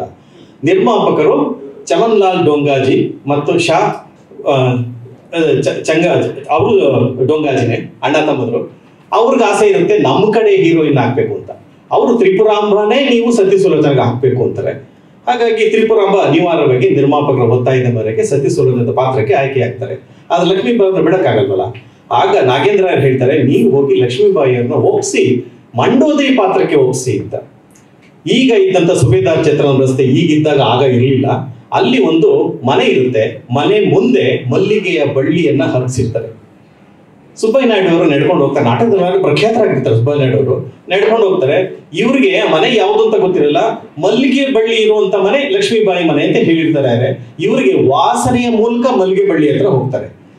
ನೋಡಿ, ಒಂದು ಸಂಜೆ ಮಲ್ಲಿಗೆ ಬಳ್ಳಿಯಲ್ಲಿ ಲಕ್ಷ್ಮೀಬಾಯಿಯವರು ಮಲ್ಲಿಗೆ ಹೂವನ್ನ ಬಿಡಿಸ್ತಾ ಇರ್ತಾರೆ. ಇವ್ರು ಹೋಗಿ ನೋಡ್ತಾರೆ, ಎಷ್ಟು ಸುಂದರವಾದ ಹುಡುಗಿ ಮಲ್ಲಿಗೆ ಹೂವನ್ನ ಬಿಡಿಸ್ತಾ ಇದ್ರಲ್ಲ. ಹೋಗಿ ಇವ್ರು ನೋಡ್ತಾರೆ, ಇವ್ರು ನೋಡ್ತಾರೆ, ಅವ್ರು ನೋಡ್ತಾರೆ. ಪ್ರೇಮ ಶುರುವಾಗುತ್ತೆ. ಇದು ಮೊದಲ ಪ್ರೇಮ ಪ್ರಕರಣ. ಕಣ್ಣಲ್ಲಾಗ್ಲೇ ಪ್ರೇಮ ಶುರುವಾಗಿದೆ. ಇವ್ರು ನೋಡಿ, ನೀವು ಸುಬ್ಬಯ್ಯ ನಾಯ್ಡು ಅವರಲ್ವಾ ಅಂತ ಲಕ್ಷ್ಮೀಬಾಯಿ ಕೇಳಿದ್ರಂತೆ. ಹೌದು, ನಾನು ಸುಬ್ಬಯ್ಯ ನಾಯ್ಡು, ನೀವು ನಾನೇ ಲಕ್ಷ್ಮೀಬಾಯಿ ಅಂದ್ರಂತೆ. ನೀವು ನನ್ನ ಸಿನಿಮಾದಲ್ಲಿ ಪಾತ್ರ ಮಾಡಬೇಕು ಅಂದ್ರಂತೆ. ಅಯ್ಯೋ, ನನಗೆ ಗೊತ್ತಿಲ್ಲ, ನಮ್ಮ ಅಣ್ಣ ಒಳಗಿದ್ದಾರೆ, ನಾನು ನೀವು ಮಾತಾಡೋದನ್ನ ಅವ್ರು ಕೇಳಿಸ್ಕೋಬಾರ್ದು, ನೀವು ಒಳಗೆ ಬಂದು ವ್ಯವಹಾರ ಮಾತಾಡಿ ಆಮೇಲೆ ನೋಡೋಣ ಅಂದ್ರಂತೆ. ಆಮೇಲೆ ಒಳಗೋದ್ರು, ಅವರಿಬ್ರು ಮಾತಾಡಿದ್ರು. ಲಕ್ಷ್ಮೀಬಾಯಿ ಮಂಡೋದ್ರಿಗೆ ಒಪ್ಕೊಂಡ್ರು. ಅವ್ರ ತಂಗಿ ಕಮಲಾಬಾಯಿ, ಅಕ್ಕ ತಂಗಿ ಇಬ್ಬರಿಗೂ ರೋಲ್ ಕೊಡ್ಬೇಕಲ್ಲ. ಆಮೇಲೆ ಕಮಲಾಬಾಯಿಗೂ ಒಂದು ರೋಲ್ ಅಂತ ಹೇಳಿದಂತೆ, ಯಾವ ರೋಲ್ ಅಂತ ಹೇಳಿರ್ಲಿವಂತೆ ನಿರ್ದೇಶಕರು. ಆಮೇಲೆ ನೋಡೋಣ ಅಂತ ಕೊಲ್ಲಾಪುರದಲ್ಲಿ ಶೂಟಿಂಗು. ರೈಲಲ್ಲಿಂದ ಹೊರಡುತ್ತೆ ಇಡೀ ತಂಡ. ಮಧ್ಯೆ ಹೋಗೋದಕ್ಕೆ ಆಗ ಕಲ್ಲಿದ್ದಿಲ್ಲ ರೈಲು. ನೀವು ಎಷ್ಟು ಜನ ಪ್ರಯಾಣ ಮಾಡಿದ್ರೆ ನಿಮ್ಗೆ ಗೊತ್ತಿರುತ್ತೆ. ಕಲ್ಲಿದ್ದಿಲ್ಲ ಸಣ್ಣ ಸಣ್ಣ ಕಿಡಿಗಳು ಹಿಂದೆ ಕೂತಿರೋ ಪ್ರಯಾಣಿಕರಿಗೆ ಕಿಟಕಿ ಪಕ್ಕ ಕೂತಿದ್ರೆ ಕಣ್ಣಿಗೆ ಬೀಳ್ತಾ ಇರುತ್ತೆ. ಕಣ್ಣಿಗೆ ಬಿದ್ದು ಕಮಲಾಬಾಯಿ ಕಣ್ಣು ಪೂರ್ತಿ ಕೆಂಪಗಾಗಿತ್ತಂತೆ. ಕೆಂಪಗಾಗಿ ಅವರು ಕಣ್ಣಲ್ಲಿ ದಡದಳ ಅಂತ ನೀರು ಹರಿತಾ ಇತ್ತಂತೆ. ಎದುರುಗಡೆ ನಮ್ಮ ನಾಗೇಂದ್ರ ಕೂತಿದ್ರು. ಇವರು ತಮ್ಮ ಕರ್ಚೀಫನ್ನು ತೆಗೆದು ಅವರಿಗೆ ಕೊಟ್ಟರಂತೆ. ಕರ್ಚೀಫಲ್ಲಿ ಕಣ್ಣು ಉರಿಸ್ಕೊಂಡ್ರಂತೆ. ಪ್ರೇಮ ಶುರುವಾಯಿತು. ಬರೀ ಕರ್ಚೀಫ್ ಕೊಟ್ಟದ್ದು ಅಷ್ಟೇ ಅಲ್ಲ, ತಂಪು ಕನ್ನಡಕವನ್ನ ಕಮಲಾಬಾಯಿಗೆ ತೋರಿಸಿದ್ರಂತೆ. ಅದು ತಾಳಿ ಹಾಗೇನೆ ಅವರಿಬ್ಬರು ಗಂಡ ಹೆಂಡತಿ ತರ ನಂತರ ಬದುಕಿದ್ರು. ಯಾರು? ನಾಗೇಂದ್ರ ರಾಯರು, ಕಮಲಾಬಾಯಿ. ಈ 2 ಪ್ರೇಮ ಪ್ರಕರಣ ಕೂಡ ನಮ್ಮ ಸಿನಿಮಾದಲ್ಲಿದೆ. ಹಾಗಾಗಿ ಇದ್ರ ವಿಶೇಷ ಏನು ಅಂತಂದ್ರೆ, ಸುಬ್ಬಯ್ಯ ನಾಯ್ಡು ತರ ನಮ್ಮ ಸೃಜನ್ ಕಾಣಿಸಲ್ವಾ? ಬನ್ನಿ ಸೃಜನ್, ಕಾಣಿಸ್ತಾರ ಇಲ್ವಾ? ರಕ್ತದಲ್ಲೂ ಸುಬ್ಬಯ್ಯ ನಾಯ್ಡು ರಕ್ತ ಇದೆ. ಮೀಸೆ ಚಿತ್ರೀಕರಣ ಸಂದರ್ಭದಲ್ಲಿ ಮಾಡ್ತಾರೆ. ಹಾಗಾಗಿ ನಾನು ಇವ್ರು ನಂದ್ಕೊಂಡೆ, ಬೇರೆ ಯಾರು ಎಲ್ಲ ಸುಬ್ಬಯ್ಯ ನಾಯ್ಡು ಪಾತ್ರವನ್ನ ನೀವೇ ಮಾಡಬೇಕು ಅಂತ. ಈ ಚಿತ್ರದಲ್ಲಿ ಇಂದ್ರಜಿತ್ ಪಾತ್ರವನ್ನ, ಮೊದಲ ನಾಯಕ ನಟ ಮಾಡಿದ ಪಾತ್ರವನ್ನ ನಮ್ಮ ಸೃಜನ್ ಮಾಡ್ತಾ ಇದ್ದಾರೆ. ಇನ್ನು ಉಳಿದ ಪಾತ್ರಗಳ ಆಯ್ಕೆ ಆಗ್ಬೇಕಾಗಿದೆ. ಆದ್ರೆ ಇಂಥ ಒಂದು ಪ್ರಯತ್ನಗಳ ಹಿಂದೆ ಎಂತ ಶ್ರಮ ಇರುತ್ತೆ.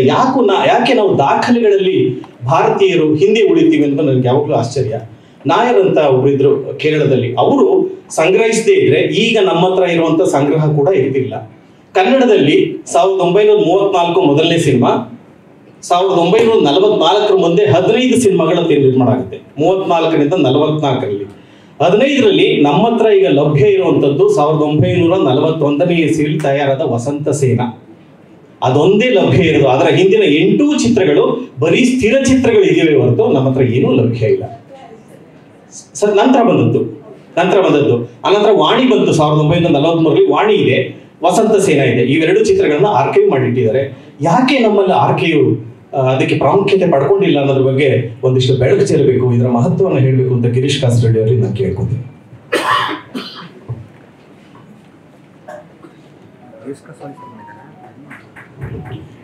ಎಲ್ರಿಗೂ ನಮಸ್ಕಾರ.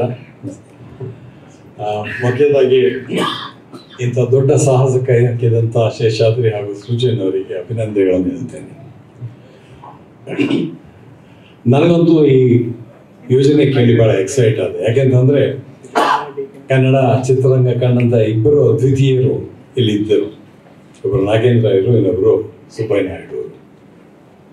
ನಾನು ನಾಗೇಂದ್ರ ರಾಯರು ಮುಖತಃ ಭೇಟಿ ಆಗಿದ್ದೇನೆ. ಯಾಕಂತಂದ್ರೆ ಅವರು ಆದರ್ಶ ಫಿಲ್ಮ್ ಇನ್ಸ್ಟಿಟ್ಯೂಟ್ನಲ್ಲಿ ಪ್ರಿನ್ಸಿಪಲ್ ಆಗಿದ್ದಾಗ ಯಾವುದೋ ಒಂದು ಕಾರಣಕ್ಕೆ ನಾನು ಅವ್ರನ್ನ ಹೋಗಿದ್ದು ಮೀಟ್ ಮಾಡಬೇಕಾಗ್ಬಿಟ್ಟು. ಹಾಗಾಗಿ ನಾಗೇಂದ್ರ ರಾಯರ ಜೊತೆಗೆ ಒಡನಾಟ ಇರಲಿಲ್ಲ, ಆದರೆ ಅವ್ರನ್ನ ನೋಡಿದ್ದೇನೆ ಅನ್ನೋ ಸಂತೋಷ ಇತ್ತು. ಆದರೆ ಸುಬ್ಬಯ್ಯ ನಾಯ್ಡು ಅವ್ರ ಬಗ್ಗೆ ಆ ಮಾತು ಹೇಳಕ್ಕೆ ಸಾಧ್ಯ ಇಲ್ಲ, ಯಾಕಂದ್ರೆ ನಾನು ಸುಬ್ಬಯ್ಯ ನಾಯ್ಡು ಅವ್ರು ನೋಡೇ ಇರಲಿಲ್ಲ. ಹಾಗಂತ ಹೇಳಿ ಸುಬ್ಬಯ್ಯ ನಾಯ್ಡು ಮನೆಯವರು ಎಲ್ಲರೂ ನನಗೆ ಪರಿಚಯ. ಲೋಕೇಶ್ ಅವ್ರ ಪರಿಚಯ ಇತ್ತು, ಗಿರಿಜಾ ಅವ್ರ ಪರಿಚಯ ಇತ್ತು, ಬಂಗಾರಮ್ಮನ ಅವ್ರ ಪರಿಚಯ ಇತ್ತು, ಸುಜನ್ ಮತ್ತು ಇವಂತೂ ಭಾಳನೇ ಚೆನ್ನಾಗಿ ಪರಿಚಯ ಇದೆ. ಹಾಗಾಗಿ ಇವ್ರು ಹೇಗಿರ್ಬೋದು ಅಂತ, ಯಾಕಂದ್ರೆ ನಾನು ಒಂಥರ ಅವ್ರ ಬಗ್ಗೆ ಅನೇಕ ಕಥೆಗಳನ್ನು ಕೇಳಿದ್ದೆ. ಅವರು ರಂಗದ ಮೇಲೆ ಬಂದರೆ ಇಡೀ ಜನಸ್ತೋಮ ಒಂಥರ ಒಂದು ಕಂಪನ ಆಗ್ತಾ ಇತ್ತು ಅಂತೇಳಿ ಸುಬ್ಬಯ್ಯ ನಾಯ್ಡು ಅವರಿಗೆ. ಹಾಗಾಗಿ ಹೇಗಿರ್ತಿರ್ಬೋದು ಅಂತ ಯೋಚನೆ ಮಾಡ್ತಾ ಇರ್ತದೆ. ಅಂಥ ಟೈಮ್ನಲ್ಲಿ ಇಂಥ ಒಂದು ಯೋಜನೆ ಹಮ್ಮಿಕೊಂಡಿದ್ದಿಲ್ಲ.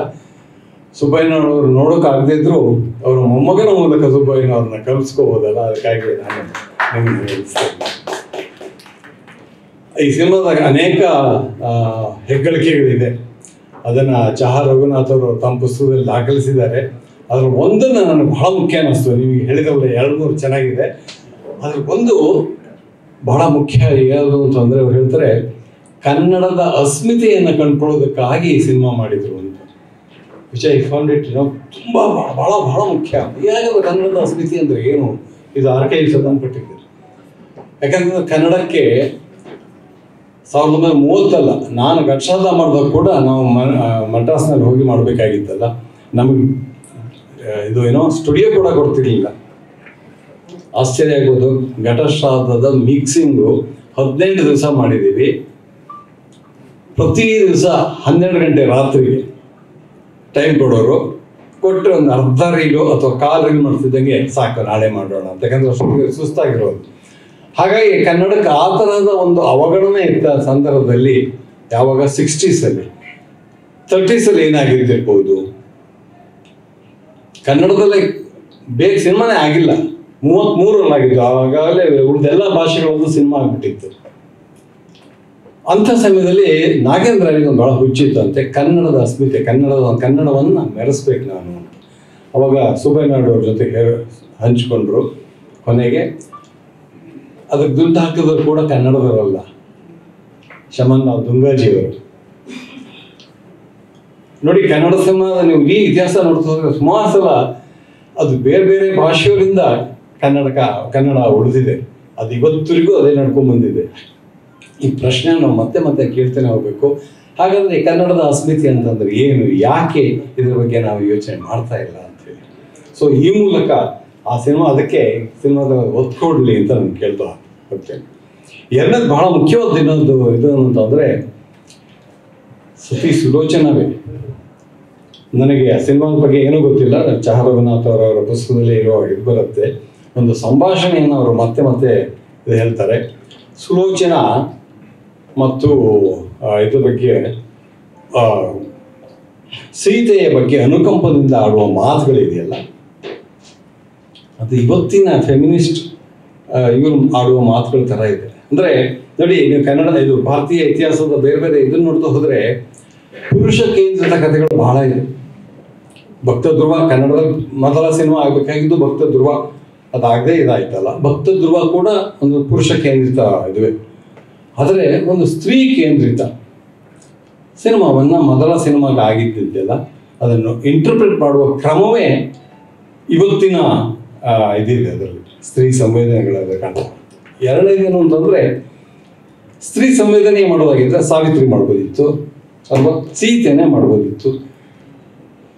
ಸುಲೋಚನೆ ಯಾಕೆ ಮಾಡಿದ್ರು ಅಂತಂದರೆ ಇದ್ರ ಬಗ್ಗೆ ಮತ್ತೆ ಭಾಳ ಶೇಷಾದ್ರಿ ಭಾಳ ಚೆನ್ನಾಗಿದೆ ಕಥೆ ಇನ್ಸಿಡೆಂಟ್ಗಳನ್ನು ನೆರೇಟ್ ಮಾಡಿದ್ರಲ್ಲ. ಹಾಗಾಗಿ ಉಪ ಕಥೆಗಳನ್ನು ಅಥವಾ ಏನಂತಾರೆ ಅದನ್ನು ಪ್ರಧಾನ ದಾರಿ ಅಲ್ಲದೆ ಇರುವಂಥ ಕೆಲವು ಇದನ್ನು ಇಟ್ಕೊಂಡು ಮಾಡೋದಿದೆಯಲ್ಲ, ಅದು ಕನ್ನಡದಲ್ಲಿ ಅವಾಗಿಂದಲೂ ಬಂದಿತ್ತು. ಅದು ಬಳ್ಳಾವಿ ನರಹರಿ ಶಾಸ್ತ್ರಿಗಳದ್ದು ಬಹಳ ಯಶಸ್ವಿ ನಾಟಕ ಅಂಥದ್ದು, ಅದು ಕೂಡ ಬಹಳ ಮುಖ್ಯ. ಹಾಗಾಗಿ ಇದನ್ನೆಲ್ಲ ಕೆಲವು ಸಲ ದಾಖಲಿಸಬೇಕು ಅನ್ನೋದು ನನಗೆ ಅರ್ಥ ಹೋಗುತ್ತೆ. ಆಗ ಹೇಗೆ ಕನ್ನಡದವರು ಆಗಿನ ಕಾಲದಲ್ಲೂ ಅದು ಬಹಳ ಭಿನ್ನವಾಗಿ ಯೋಚನೆ ಮಾಡ್ತಾ ಇದ್ರು ಅಂತೇಳಿ. ಆರ್ಕೈವಿಂಗ್ ಬಗ್ಗೆ ಹೇಳಿದ್ರಿ. ಪಿ ಕೆ ನಾಯರ್ ಅವರು ಇಲ್ಲದೇ ಇದ್ದಿದ್ದು ಬಹುಶಃ ಈಗಿರುವಷ್ಟು ಸಿನಿಮಾಗಳು ಲಭ್ಯ ಇರ್ತಿರ್ಲಿಲ್ಲ.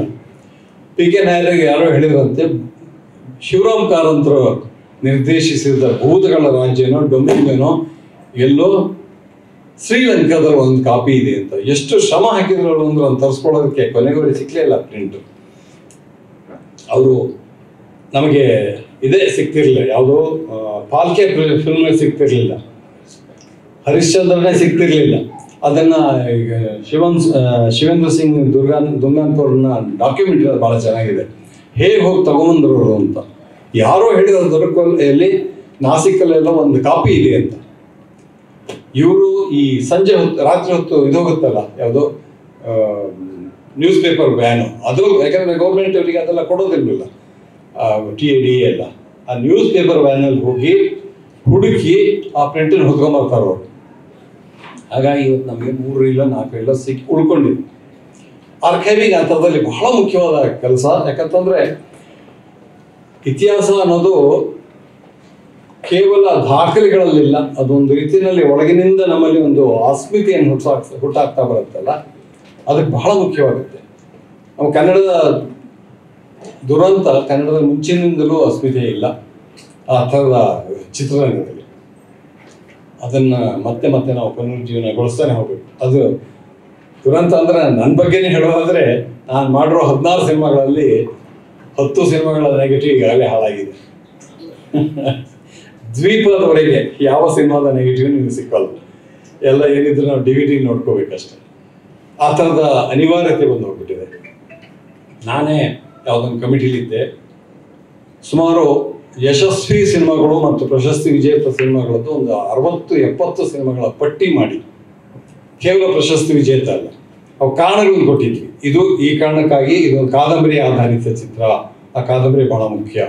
ಇದು ಯಶಸ್ವಿ ಚಿತ್ರ, 100 ದಿವಸ ಓಡಿದೆ, ಇದು 75 ವಾರ ಓಡಿದೆ, ಇದು ಈ ಥರದ ಪ್ರಶಸ್ತಿ ಬಂದಿದೆ, ಇದು ಈ ನಟನ ಮೊದಲ ಚಿತ್ರ, 70 ಆಗಿತ್ತು, ಅದು ಅಪ್ರೂವಲ್ ಕೂಡ ಆಗಿತ್ತು. ಅಷ್ಟರೊಳಗೆ ಸರ್ಕಾರ ಅನ್ಫಾರ್ಚುನೇಟ್ಲಿ ನ್ಯಾಷನಲ್ ಫಿಲ್ಮ್ ಇದು ಆರ್ಕೈವ್ಸನ್ನೇ ಅದನ್ನು ಮುಚ್ಚಿದ್ದಲ್ಲ, ಅದನ್ನು NFDCಗೆ ಹ್ಯಾಂಡ್ ಓವರ್ ಮಾಡಿದ್ದಾರೆ. ಈ NFDC ಎಲ್ಲವನ್ನೂ ಹೇಳಿ ಕೇಳಿ ಅದೊಂದು ಕಾರ್ಪೊರೇಷನ್, ಗೌರ್ಮೆಂಟ್ ಬಾಡಿ ಅಲ್ಲ, ಅವ್ರು ಎಲ್ಲದಕ್ಕೂ ಅದರಿಂದ ಎಷ್ಟು ದುಡ್ಡು ಬರುತ್ತೆ ಅಂತ ಕೇಳೋದು. ನಾವು ಹೇಗೆ ಒಬ್ಬ ವ್ಯಾಪಾರಿ ಹತ್ರ ಹೋದಾಗ ಅದರಿಂದ ಏನು ಲಾಭ ಬರುತ್ತೆ ಅಂತ ಕೇಳ್ತಾನೋ, ಆ ಮಾತನ್ನು ಒಂದು ಸರ್ಕಾರಿ ಸಂಸ್ಥೆ ಕೇಳಿದರೆ ಆರ್ಕೈವಿಂಗ್ ಸ್ಥಿತಿ ಏನಾಗಬೇಕು ಹೇಳಿ. ಸೊ ಇವತ್ತು ಅವ್ರು ಆರ್ಕೈವ್ ಮಾಡಬೇಕಾದ್ರೆ ಅನ್ಫಾರ್ಚುನೇಟ್ಲಿ ಆ ಸರ್ಕಾರ ಇದು NFA ಮಾಡ್ತಿದ್ದಾಗೂ ಕೂಡ ಆರ್ಕೈವಿಂಗ್ ಅಂತಂದ್ರೆ ಅವರು ಹಿಂದಿ ಸಿನಿಮಾಗಳ ಆರ್ಕೈವಿಂಗ್ ಮಾಡ್ತಾ ಇದ್ರೆ ಹೊರತು ಕನ್ನಡದ ಸಿನಿಮಾಗಳ ಆರ್ಕೈವಿಂಗ್ ಇಲ್ಲ.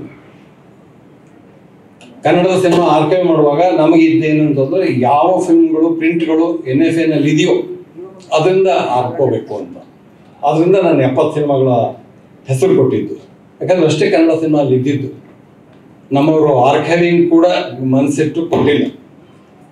ಮಲಯಾಳಮಿಂದ 154 ಸಿನಿಮಾಗಳ ರೆಕಮೆಂಡೇಶನ್ ಇತ್ತು, ಯಾಕಂದ್ರೆ ಅದಕ್ಕಿಂತ 4ರಷ್ಟು ಸಿನಿಮಾಗಳಲ್ಲಿತ್ತು. ಸೊ ಇದು ಆರ್ಕೈವಿಂಗ್ ಸಮಸ್ಯೆ ನಮ್ಮಲ್ಲಿ. ಆರ್ಕೈವಿಂಗ್ ಅಂತಂದರೆ ನಾವು ಬರೀ ಇವ್ರನ್ನ ಬರೆಯೋದಕ್ಕಾಗೋದಿಲ್ಲ, ಸರ್ಕಾರವನ್ನು, ನಮ್ಮ ನಿರ್ಮಾಪಕರಿಗೂ ಕೂಡ ಅದರ ಪ್ರಾಮುಖ್ಯತೆ ಗೊತ್ತಾಗಿರಲಿಲ್ಲ. ಗೊತ್ತಾಗಿದ್ದರೆ ಬಹುಶಃ ಈ ಸಿನಿಮಾಗಳೆಲ್ಲ ಉಳ್ಕೋತಿದ್ವಿ. ಹಾಗಾಗಿ ಬಾಬು ಅವ್ರು ಹೇಳಿದಾಗೆ ಅದು ಆರ್ಕೈವಿಂಗ್ ಕೆಲಸ ಕೂಡ ಅಕಾಡೆಮಿ ಮಾಡಬೇಕಿತ್ತು. ಅವರು ಅಕಾಡೆಮಿಯ ಏಕೈಕ ಉದ್ದೇಶ 4 ಜನ ಫಾರಿನರ್ಸನ್ನು ಕರೆದು ಫೆಸ್ಟಿವಲ್ ಮಾಡೋದು ಅಂತ ತಿಳ್ಕೊಂಡ್ಬಿಟ್ಟಿದ್ದಾರೆ. ಹಾಗಾಗಿ ಅಲ್ಲಿ ಕನ್ನಡದವರಿಗೆ ಈ ಸಲ ಕನ್ನಡ ನಿರ್ಮಾಪಕರಿಗೆ, ಕನ್ನಡ ನಿರ್ದೇಶಕರಿಗೆ, ಕನ್ನಡ ತಂತ್ರಜ್ಞರಿಗೆ ಆಹ್ವಾನ ಕೂಡ ಹೋಗಿಲ್ಲ ಅನ್ನೋದು ದೊಡ್ಡ ಸುದ್ದಿ. ಆದರೆ ಫಾರಿನ್ ಡೆಲಿಗೇಟ್ಸಿಗೆಲ್ಲ ಆಹ್ವಾನ ಹೋಗಿದೆ. ಅದು ನಮ್ಮ ಆರ್ಕೈವ್ ಬಗ್ಗೆ ಅಥವಾ ನಮ್ಮ ಕನ್ನಡ ಸಿನಿಮಾದ ಬಗ್ಗೆ ಯಾವ ರೀತಿ ಅಭಿಮಾನವನ್ನು ನಮ್ಮವ್ರು ಇಟ್ಕೊಂಡಿದ್ದಾರೆ ಅನ್ನೋದು ಹೇಳುತ್ತೆ. ನಾಳೆ ನನ್ನ ಫಿಲ್ಮ್ ಇದೆ, ಅದು ನಾನು ಎಲ್ಲಿವರೆಗೆ ಇನ್ವಿಟೇಷನ್ ಬಂದಿಲ್ಲ, ನನ್ನನ್ನು ಕರೆದೂ ಇಲ್ಲ, ಹಾಗಾಗಿ ನಾನು ಹೋಗ್ತಾನೂ ಇಲ್ಲ. ಅಂಥ ಒಂದು ಸಂದರ್ಭದಲ್ಲಿ ಈ ಸಿನಿಮಾ ಆಗ್ತಾ ಇದೆ. ಇದು ಕೇವಲ ಇತಿಹಾಸದ ಪುನರ್ನಿರ್ಮಾಣ ಆಗೋದಿಲ್ಲ ಅನ್ನೋ ನಂಬಿಕೆ ನನಗಿದೆ. ಅದು ನಮ್ಮ ಹಾಗೆ ಹೇಳಿದಾಗೆ ಅಸ್ಮಿತೆಯ ಯಾಕೆ ಮುಖ್ಯ ಅನ್ನೋದನ್ನ ಹೇಳುವಂಥ ಸಿನಿಮಾ ಆಗುತ್ತೆ, ಆಗಲಿ ಅಂತೇಳಿ ನಿಮ್ಮಿಬ್ಬರಿಗೂ ಇಂಥ ಒಂದು ಸಾಹಸವನ್ನು ಮಾಡ್ತಿರೋದಕ್ಕೆ ಅಭಿನಂದನೆಗಳನ್ನು ಹೇಳ್ತೇನೆ. ನಮಸ್ಕಾರ. ನೀವು ಹೇಳಿದಾಗೆ ಇದೊಂದು ದೊಡ್ಡ ಸಾಹಸ. ಆರ್ಕೈವ್ ಬಗ್ಗೆ ಬಾದಾಮಿ ಹೌಸಲ್ಲಿ ನಮ್ಮ ಚಲನಚಿತ್ರ ಅಕಾಡೆಮಿ ಇತ್ತು. ಅಲ್ಲೊಂದು ಕೋಣೆಯಲ್ಲಿ ಎಲ್ಲ ರೀಲ್ಗಳನ್ನ ತುಂಬಿದ್ದು, ರೋಡ್ ಹಿಡಿದಿತ್ತು. ಇಲ್ಲಿಂದ ಟ್ರ್ಯಾಕ್ಟರ್ಲೋ ಲಾರಿಲೋ ಇದಕ್ಕೆ ತಗೊಂಡೋಗಿ ಸಾಗಿಸಿದ್ರಂತೆ. ಈಗಲೂ ಅಲ್ಲಿ ಅದನ್ನ ಆರ್ಕೈವ್ ಮಾಡಿಲ್ಲ, ಎಷ್ಟೋ ಪ್ರಿಂಟ್ಗಳಿಲ್ಲ. ಪ್ರಸಾದ್ ಜಾರ್ ಮುಚ್ಚೋಗಿದೆ, ಅಲ್ಲಿದ್ದಂತೆ ಎಲ್ಲ ನೆಗೆಟಿವ್ಗಳು ಹಾಳಾಗಿದೆ. ಇಲ್ಲಿ ಬಿಡಿ, ಇದು ನಮ್ಮ ದುರಾದೃಷ್ಟ. ಆದರೆ ಕನ್ನಡದ ಅಸ್ಮಿತೆಯನ್ನು ಉಳಿಸಿರುವಂಥವ್ರು ಬೇರೆ ಭಾಷೆಗೆ ನೋಡೋದು ನೆನಪಬೇಕು. ಯಾಕೆಂದ್ರೆ ವೈ ವಿ ರಾವ್ ಅವರು ಹುಟ್ಟಿದ್ದು ಹೈದರಾಬಾದ್, ತೆಲುಗು ನಾಡಿನಲ್ಲಿ. ಅವರ ಮನೆ ಮಾತು ತೆಲುಗಾಗಿತ್ತು. ಅವ್ರ ಮೊಮ್ಮಗ ಮಧು ಇಲ್ಲಿ ಬಂದಿದ್ದಾರೆ. ಅವರು ಕಟ್ಟಿಸಿದ ಮನೆಯಲ್ಲಿ ಈಗಲೂ ಅವ್ರು ವಾಸ ಇದ್ದಾರೆ ಮಲ್ಲೇಶ್ವರದಲ್ಲಿ. ಹಾಗೇನೆ ನಾಗೇಂದ್ರ ರಾಯರ ಮನೆ ಮಾತು ಕೂಡ ತೆಲುಗಾಗಿತ್ತು ಅಂತ ನಾನು ಅನ್ಕೋತೀನಿ, ಗೊತ್ತಿಲ್ಲ ನನಗೆ ಸ್ಪಷ್ಟವಾಗಿ. ಅವ್ರದ್ದು. ಆದ್ರೆ ಹಾಗೆ ಸುಬ್ಬಯ್ಯ ನಾಯ್ಡು ಅವ್ರ ಮನೆ ಮಾತು ಕೂಡ ತೆಲುಗಾಗಿತ್ತು. ಇನ್ನ ಸಿನಿಮಾ ಚಿತ್ರ ಮಾಡಿದಂಥ ರಾಜಸ್ಥಾನದ ಮೂಲದಿಂದ ಬಂದಂಥ ಚಮನ್ಲಾಲ್ ಡೋಂಗಾಜಿ ಅವರು ಪಾತ್ರೆ ವ್ಯಾಪಾರಿಗಳು. ಅವರು ಇದಕ್ಕೆ 40,000 ರೂಪಾಯಿ ಹಣವನ್ನ ಆ ಕಾಲದಲ್ಲಿ ಹೂಡ್ತಾರೆ. 40,000 ರೂಪಾಯಿ ಹಣದಲ್ಲಿ 16 ಹಾಡುಗಳು, 14 ಕಂದಪದ್ಯಗಳು, ಒಟ್ಟು 30 ಹಾಡುಗಳು ಈ ಚಿತ್ರದಲ್ಲಿ ಇತ್ತು. ಆಶ್ಚರ್ಯ ಆಗುತ್ತೆ ನನಗೆ. ಇದನ್ನೆಲ್ಲ ಹೇಗಪ್ಪ ನಾವು ಚಿತ್ರೀಕರಿಸೋದು ಅಂತ ಗೊತ್ತಿಲ್ಲ. ನಾವು ಕೆಲವು ತುಣುಕುಗಳು ಮಾತ್ರ ಚಿತ್ರೀಕರಿಸಬೇಕು ಅಂತ ಅಂದ್ಕೊಂಡಿದೀವಿ. ಅದು ದೊಡ್ಡ ಸಾಹಸ. ಇಷ್ಟೆಲ್ಲ ದಾಖಲೆಗಳನ್ನು ಹೊಂದಿರುವಂತಹ ಈ ಚಿತ್ರ ಇದೆಯಲ್ಲ, ಹಾಗೆ ಹೇಳಿದ್ರು ನಾಗೇಂದ್ರ ರಾಯ್ ನಾನು ನೋಡಿದ್ದೀನಿ ಅಂತ ಕಾಸರವಳ್ಳಿ ಹೇಳಿದ್ರು. ನಾನು ಬರ್ತಾ ನಮ್ಮ ದತ್ತನ ಜೊತೆಲಿ ಕರ್ಕೊಂಡ್ಬಂದೆ. ನೀವು ಯಾರನ್ನಾರ ನೋಡಿದಿರ ಅಂದೆ. ನಾನು ನೋಡಿದ್ದು ಸುಬ್ಬಯ್ಯ ನಾಯ್ಡು ಅವ್ರನ್ನ, ಆದ್ರೆ ಅವರ ಅಂತಿಮ ಯಾತ್ರೆಯನ್ನ. ಸುಬ್ಬಯ್ಯ ನಾಯ್ಡು ಅವ್ರದ್ದು ನೆನಪು ಗಿರಿಜನದವ್ರಿಗೆ ತುಂಬಾ ಚೆನ್ನಾಗಿದೆ ಅಂತ ನೋಡೇ ಇರ್ತಾರೆ. ನೋಡಿದ್ರಲ್ಲ ನೀವು? ಅವರು ಮರಣ ಹೊಂದುತ್ತಾರೆ. ಅವರ ದಾಂಪತ್ಯ ಹೇಗಿತ್ತು ಅಂದ್ರೆ, ಅವರು ಮರಣ ಹೊಂದಿದ ಕೆಲವೇ ಗಂಟೆಗಳಲ್ಲಿ ಅವರ ಧರ್ಮಪತ್ನಿ ಕೂಡ ಮರಣ ಹೊಂದುತ್ತಾರೆ. ಅವರಿಬ್ಬರ ಅಂತಿಮ ಯಾತ್ರೆ ಬೆಂಗಳೂರಿನ ರಸ್ತೆಗಳಲ್ಲಿ ಮುನಿ ವೆಂಕಟಮ್ಮ ಅಂತ ಅವರು ನಡೀತಾ ಇರುತ್ತೆ. ಆಗ ನನ್ನಲ್ಲಿ ಎಲ್ಲೋ ಕೆಲಸ ಮಾಡ್ತಾ ಇದ್ದೆ. ಅವರಿಬ್ಬರ ಅಂತಿಮ ಯಾತ್ರೆ ನಾನು ನೋಡಿದ್ದೆ ಅಂತ ದತ್ತಣ್ಣ ಹೇಳ್ತಾ ಇದ್ರು. ನೀವು ಹಂಚ್ಕೋತೀನಿ ಅಂದ್ರೆ 1-2 ಮಾತು ಹಂಚ್ಕೋಬಹುದು, ಇಲ್ಲಾಂದ್ರೆ ಬೇರೆಯವ್ರಿಗೆ ಹೋಗ್ಬೋದು. ನೀವೇ ಆದ್ರೆ ನೀವು ನೋಡಿದ್ರಿ ಅದನ್ನ, ರಂಗಭೂಮಿಯ ತಳುಕು ನಾಟಕಗಳನ್ನ ನಾನು ನೋಡಿರಲಿಲ್ಲ.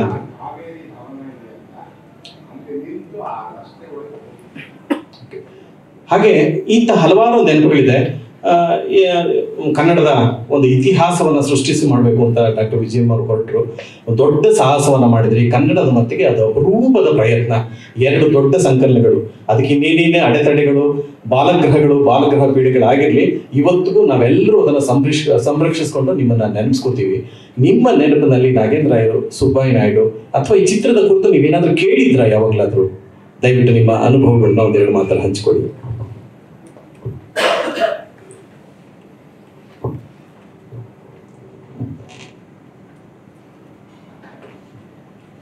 ಸ್ನೇಹಿತರೆ,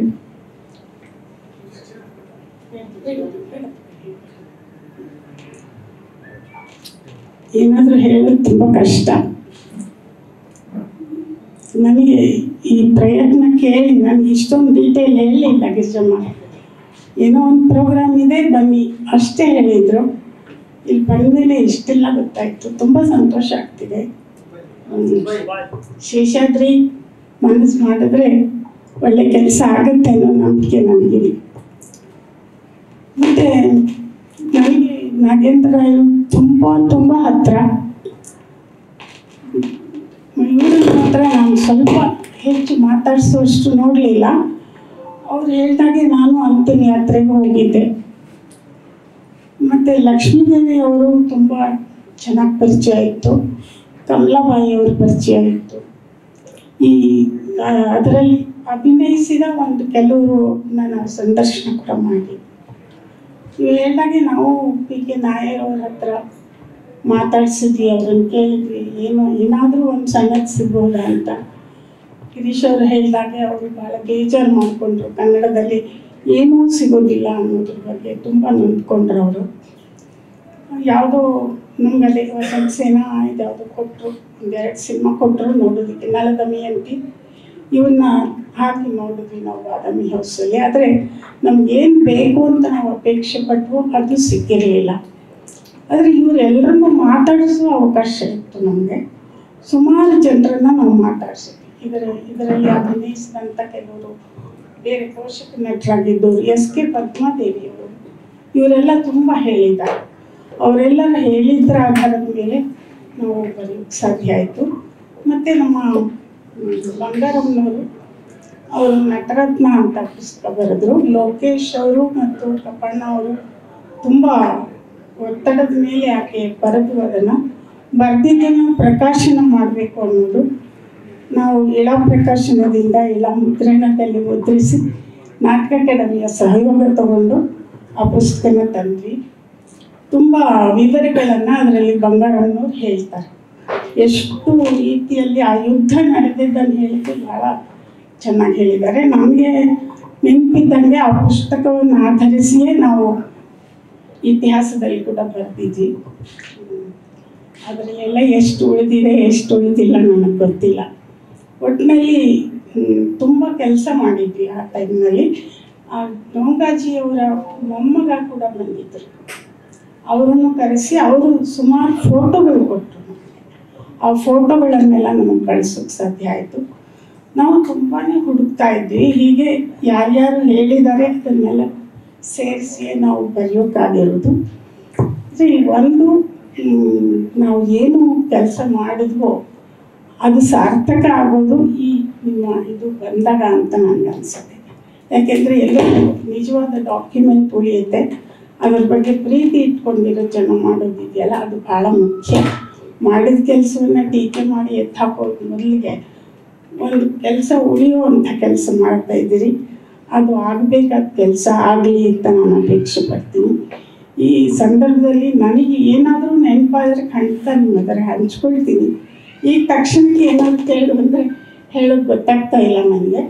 ಆದರೆ ಇಷ್ಟಂತೂ ನಿಜ, ಇವರಲ್ಲಿ ಬಹುಪಾಲು ಜನರ ಸ್ನೇಹ ಸಹವಾಸ ನನಗಿದೆ. ಅವೆಲ್ಲವೂ ಡಾಕ್ಯುಮೆಂಟ್ ಆಗಿವೆ. ಪದ್ಮಾದೇವಿಯವರು ಹೇಳಿರೋದು ಪದ್ಮಾಂತರಂಗ ಅಂತ ನಾನೇ ಎಡಿಟ್ ಮಾಡಿದ ಒಂದು ಪುಸ್ತಕ ಇದೆ. ಹೀಗೆ ಸುಮಾರು ಪುಸ್ತಕಗಳಿವೆ. ನಾನು ಅವನ್ನೆಲ್ಲ ಬೇಕಾದರೆ ಹುಡುಕಿ ನಿಮಗೆ ತಲುಪಿಸೋ ವ್ಯವಸ್ಥೆ ಮಾಡ್ತೀನಿ. ನನ್ನ ಕೈಲಾಗಿದ್ದು ಖಂಡಿತ ನಿಮಗೆ ನೆರವಾಗ್ತೀನಿ. ನಮಸ್ಕಾರ. ನಿಮ್ಮೆಲ್ಲರ ಸಹಾಯ ಇದ್ದರೆ ನಾವು ಖಂಡಿತ ಮಾಡೋಕ್ಕೆ ಸಾಧ್ಯ ಇಲ್ಲ. ನಿಮ್ಗೆ ತೊಂದರೆ ಕೊಡ್ತೀವಿ ಮುಂದಿನ ದಿನಗಳಲ್ಲಿ ಅಂತ ಹೇಳ್ತಾ, ನಾಗೇಂದ್ರ ರಾಯರ ಆತ್ಮಕಥೆ ಇದೆ, ನನ್ನ ಕಥೆ ಅಂತ ಅದೊಂದು ಪುಸ್ತಕ ನಮಗೆ ಲಭ್ಯ ಇದೆ, ಅದನ್ನು ತೊಗೊಂಡಿದ್ದೀವಿ. ಹಾಗೆ ನೀವೇ ಪ್ರಕಟ ಮಾಡಿದಂಥ ನಟರತ್ನ ಬಂಗಾರಮ್ಮನವರು ಅವರ ಬರೆದಂಥ ಪುಸ್ತಕ ಸಿಕ್ಕಿದೆ. ಜೊತೆಗೆ ಇನ್ನೊಂದು ಪ್ರಮುಖವಾದ ಪುಸ್ತಕ ಸತಿ ಸುಲೋಚನ ಅಂತ. ಇದನ್ನು ಬರೆದಂಥವರು ಚಾಹ ರಘುನಾಥ್ ನಮ್ಮ ಮಧ್ಯೆ ಇದ್ದಾರೆ. ರಘುನಾಥ್ ಅವ್ರು ಬಂದು ಒಂದೆರಡು ಮಾತಾಡ್ಬೋದು. ಈ ಪುಸ್ತಕ ನೀವು ಸಂಗ್ರಹ ಮಾಡಿದ್ರು ಕುರಿತು ಏನಾದರೂ ಹೇಳಿದ್ರೆ ಸಂತೋಷ. ಪತ್ರಕರ್ತ ಮಿತ್ರರು ತುಂಬ ಶ್ರಮ ಹಾಕಿ ಪುಸ್ತಕ ಬರೆದಿದ್ದಾರೆ. ನೀವು ಬರೆದಿರುವಂಥ ಸಂಗ್ರಹ ಮಾಡಿರುವಂಥ ವಿಚಾರಗಳೇ ಇದರ ಚಿತ್ರಕಥೆ ಮುಂದಿನ ಇದಕ್ಕೆ ನಮಗೆ ಮಾರ್ಗದರ್ಶಿ ಅಂತ. ನಮ್ಮ ಜೊತೆ ನೀವು ಇರಬೇಕು ಚಿತ್ರದ ಸಂದರ್ಭದಲ್ಲಿ. ಇದರ ಹಿನ್ನೆಲೆಯಿಂದ ನೀವೊಂದಿಷ್ಟು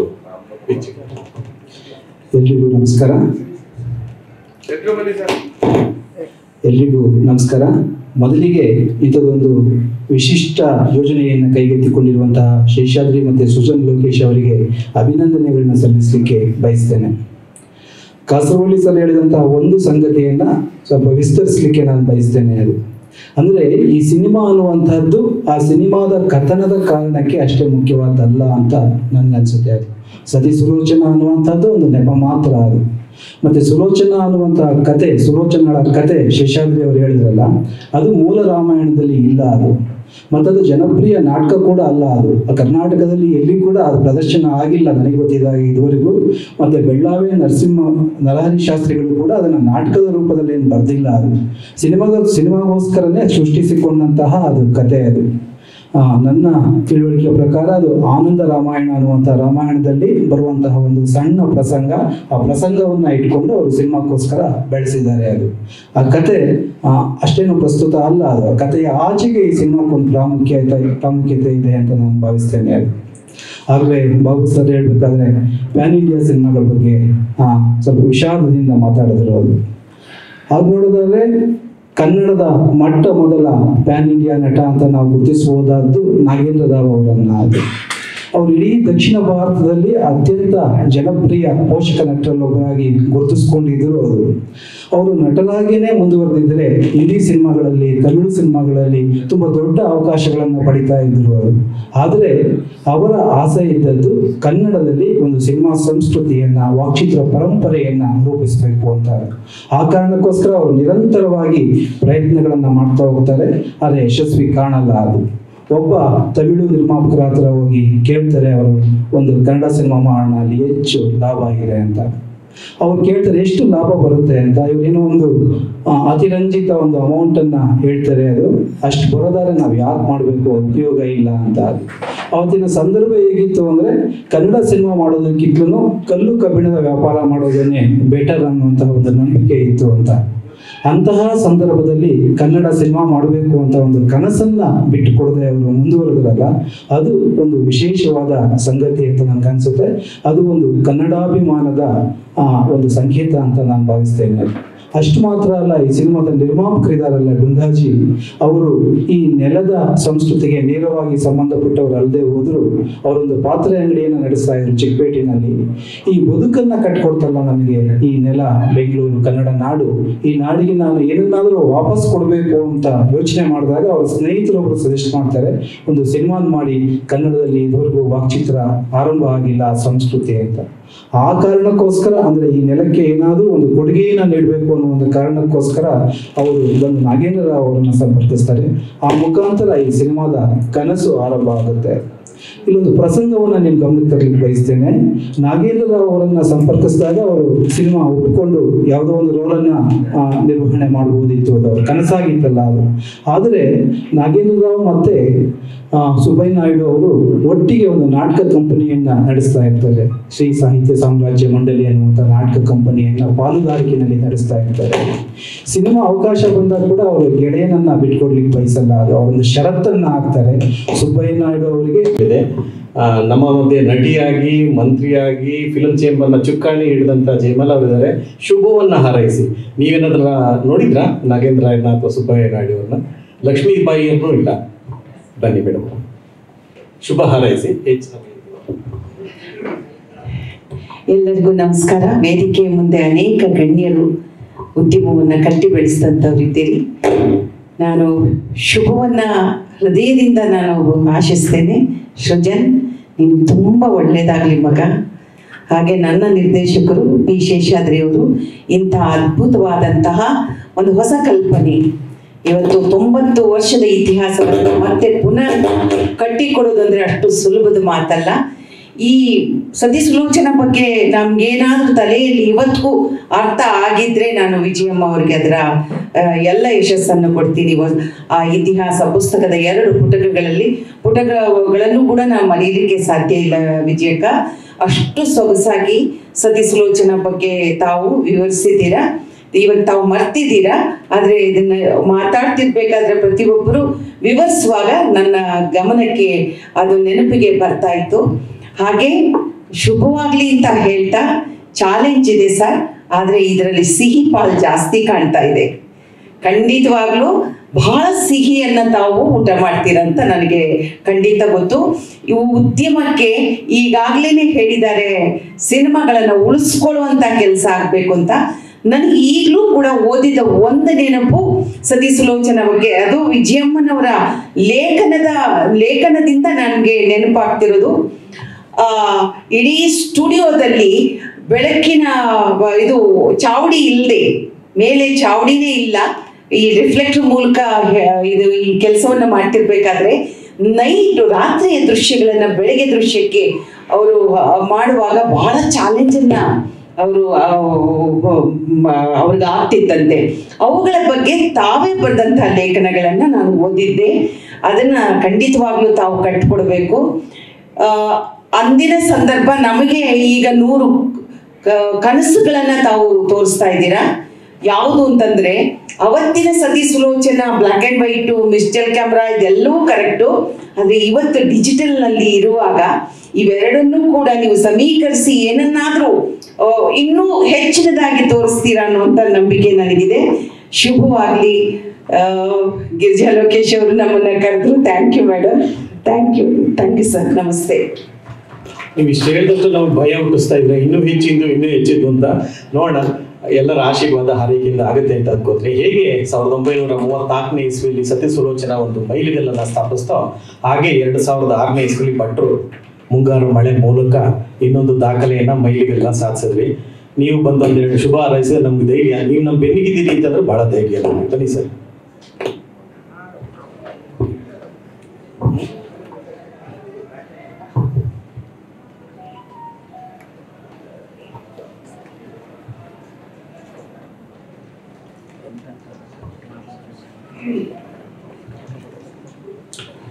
ಸಭೆಗೆ ವಂದನೆ. ಎಲ್ರಿಗೂ ನಮಸ್ಕಾರ. ಅಲ್ಲಿ ಪ್ರತಿಯೊಬ್ಬರು ಮಾತಾಡ್ಬೇಕಾದ್ರೆ ಇದ್ರದ್ದು ಸ್ಕ್ರಿಪ್ಟ್ ಇಲ್ಲ, ಪ್ರಿಂಟ್ ಕೂಡ ದೊರಕಲಿಲ್ಲ ಅಂತ ಇದ್ರು. ನನಗೆ ನಾನು ಅಲ್ಲಿಂದ ಸೃಜನ ನೋಡ್ತಾ ಇದ್ದೆ. ಅವನು ಎಂಥ ನಟ, ಅವನು ಎಂಥ ಸ್ನೇಹಜೀವಿ ಅನ್ನೋದು ಅದು ನಂತರ ನಿಮಗೆ ಎಲ್ರಿಗೂ ಗೊತ್ತಾಗುತ್ತೆ. ಒಂದು ಪ್ರಿಂಟು ಯಾವುದೇ ದಾಖಲೆ ಆ ಸಿನಿಮಾದ್ದು ಏನೂ ಇಲ್ಲ. ರಘುನಾಥ್ ಅವ್ರು ಚೆನ್ನಾಗಿ ಹೇಳಿದರು. ಅದಕ್ಕೆ ಮುಂಚೆ ಎಲ್ಲರೂ ಹೇಳಿದ್ದು ಒಂದು ನಾಟಕ ಆಗಿ ಪ್ರಿಂಟ್ ಆಗಿತ್ತು, ಬೆಳ್ಳಾರಿ ಅವರು ಬರೆದಿತ್ತು ಅಂತ. ಜಹಾ ಅವ್ರು ಹೇಳೋದು ಅದು ಅವ್ರು ಬರೆದಿದ್ರೆ ಅದು ಗೊತ್ತಿಲ್ಲ, ಒಂದು ಪ್ರಹಸನ ತಗೊಂಡು ಮಾಡಿದ್ರು ಅಂತ. ಏನೂ ಗೊತ್ತಿಲ್ಲದೆ ಆ ಪ್ರಿಂಟನ್ನು ಕಳೆದು ಹಾಕೊಂಡಿದ್ದೀವಿ, ಸ್ಕ್ರಿಪ್ಟ್ ಕೂಡ ಇಲ್ಲ. ಅದು ಇವತ್ತು ಬದುಕಿದೆ ಅಂದರೆ ಇನ್ನು ಅದು ಮಾಡಿದಂಥವ್ರಿಗೆ ಅದು ಎಂಥ ಡೆಡಿಕೇಶನ್ ಇದ್ರೆ ಬದುಕುತ್ತೆ ಒಂದು ಸಿನಿಮಾ ಅನ್ನೋದು ನೋಡಿ. ನಾವು ತೆಗೆಯೋ ಪ್ರತಿಯೊಂದು ಶಾರ್ಟು, ಒಂದು ಸಣ್ಣ ಆಡಿಯೋ ವಿಡಿಯೋ ತೊಗೊಂಡು ಬರೆಯೋ 2 ಸಾಲು ಎಷ್ಟೋ ವರ್ಷಗಳವರೆಗೆ ಉಳ್ಕೊಂಡ್ಬಿಡ್ತಾರೆ. ಆ ಒಂದು ಪ್ರಜ್ಞೆ ನಮಗಿದ್ದಲ್ಲಿ ಸಾಕಷ್ಟು ಒಳ್ಳೆ ಕನ್ನಡ ಪ್ರಯತ್ನಗಳು ನಡೀಬೋದು. ಇದು ನನ್ನ ತಿಳುವಳಿಕೆ ಮಟ್ಟಿಗೆ ತುಂಬ ಒಳ್ಳೆ ಕನ್ನಡ ಪ್ರಯತ್ನ. ನಾನು ಒಬ್ಬನ ಸ್ನೇಹಿತನಾಗಲ್ಲ, ಒಬ್ಬ ನಟನಾಗಿ ತುಂಬ ಇಷ್ಟಪಡ್ತೀನಿ. ಅವನ ಸೆನ್ಸ್ ಆಫ್ ಹ್ಯೂಮರ್, ಮತ್ತು ಅವನು ಒಳಗಡೆ ಒಬ್ಬ ರೈಟರ್ ಇದ್ದಾನೆ. ಅದನ್ನ ಇದುವರೆಗೂ ಆತ ಆಚೆ ತೋರಿಸಿಲ್ಲ. ನಾನು ವೈಯಕ್ತಿಕವಾಗಿ ನಿಮ್ಗೆ ತುಂಬ ಶುಭ ಕೋರ್ತೇನೆ ಒಬ್ಬ ಸ್ನೇಹಿತನಾಗಿ. ಹಾಗೆ ಶೇಷಾದ್ರಿ ಸರ್ ಮೊದಲಿಂದ ಪರಿಚಿತರು, ಗುರು ಸಮಾನರು. ಇದು ತುಂಬ ದೊಡ್ಡ ಸಾಹಸ ಸರ್. ಜಯಮ್ಮ ಚೆನ್ನಾಗಿ ಎದುರಿಸಿದ್ದಾರೆ ನಿಮಗೆ. ಬಟ್ ಇಂಥದ್ದು ಏನೋ ಒಂದಕ್ಕೆ ಯಾರೋ ಕೈ ಹಾಕಿದಾಗ ಅದು ಇವತ್ತಿನ ಸಿನಿಮಾಗಳ ವಿಷಯಕ್ಕೆ ಬಂದ್ರಂತೂ ತುಂಬ ಧೈರ್ಯ ಕೊಡುತ್ತೆ. ನೀವೆಲ್ಲ ಇಂಥ ಸಾಹಸ ಕೈ ಹಾಕೋದು. ಕಾರಣ ಏನಂದರೆ ನಾವು ಯಾವುದೇ ಸಿನಿಮಾ ಮಾಡಿದ್ರು ಜನ ಸಿನಿಮಾ ಮಂದಿರಕ್ಕೆ ಬರ್ತಾ ಇಲ್ಲ ಅಂತ ಹೇಳೋದೇ ಪ್ರಮೋಷನ್ ಮಾಡ್ಕೊಂಡ್ಬಿಟ್ಟಿದ್ವಿ ಎಲ್ಲರೂ. ಈ ಥರದ ಪ್ರಯತ್ನಗಳು ಒಬ್ರು ಯಾರಾದರೂ ಕೈ ಹಾಕಿದರೆ ಸಾಕಷ್ಟು ಉದ್ಯಮಕ್ಕೆ ಒಳಿತಾಗ್ತದೆ. ಮತ್ತು ಇದು ತುಂಬ ದೊಡ್ಡ ರೀಚು. ಇದರ ಸ್ಪ್ಯಾನ್ ಇವತ್ತು ಒಂದು ಪುಟ್ಟ ಹಾಲಲ್ಲಿ ನಡೀತಿದೆ, ಮುಂದೆ ತುಂಬ ದೊಡ್ಡದಾಗುತ್ತೆ ಅನ್ನೋ ಒಂದು ಅತಿಶಯ ನಂಬಿಕೆ ನನಗಿದೆ. ಮಾತಾಡೋದಕ್ಕೆ ಕರೆದಿದ್ದಕ್ಕೆ ಧನ್ಯವಾದ. Thank you so much. Thank you ಬಿಟ್ರೆ.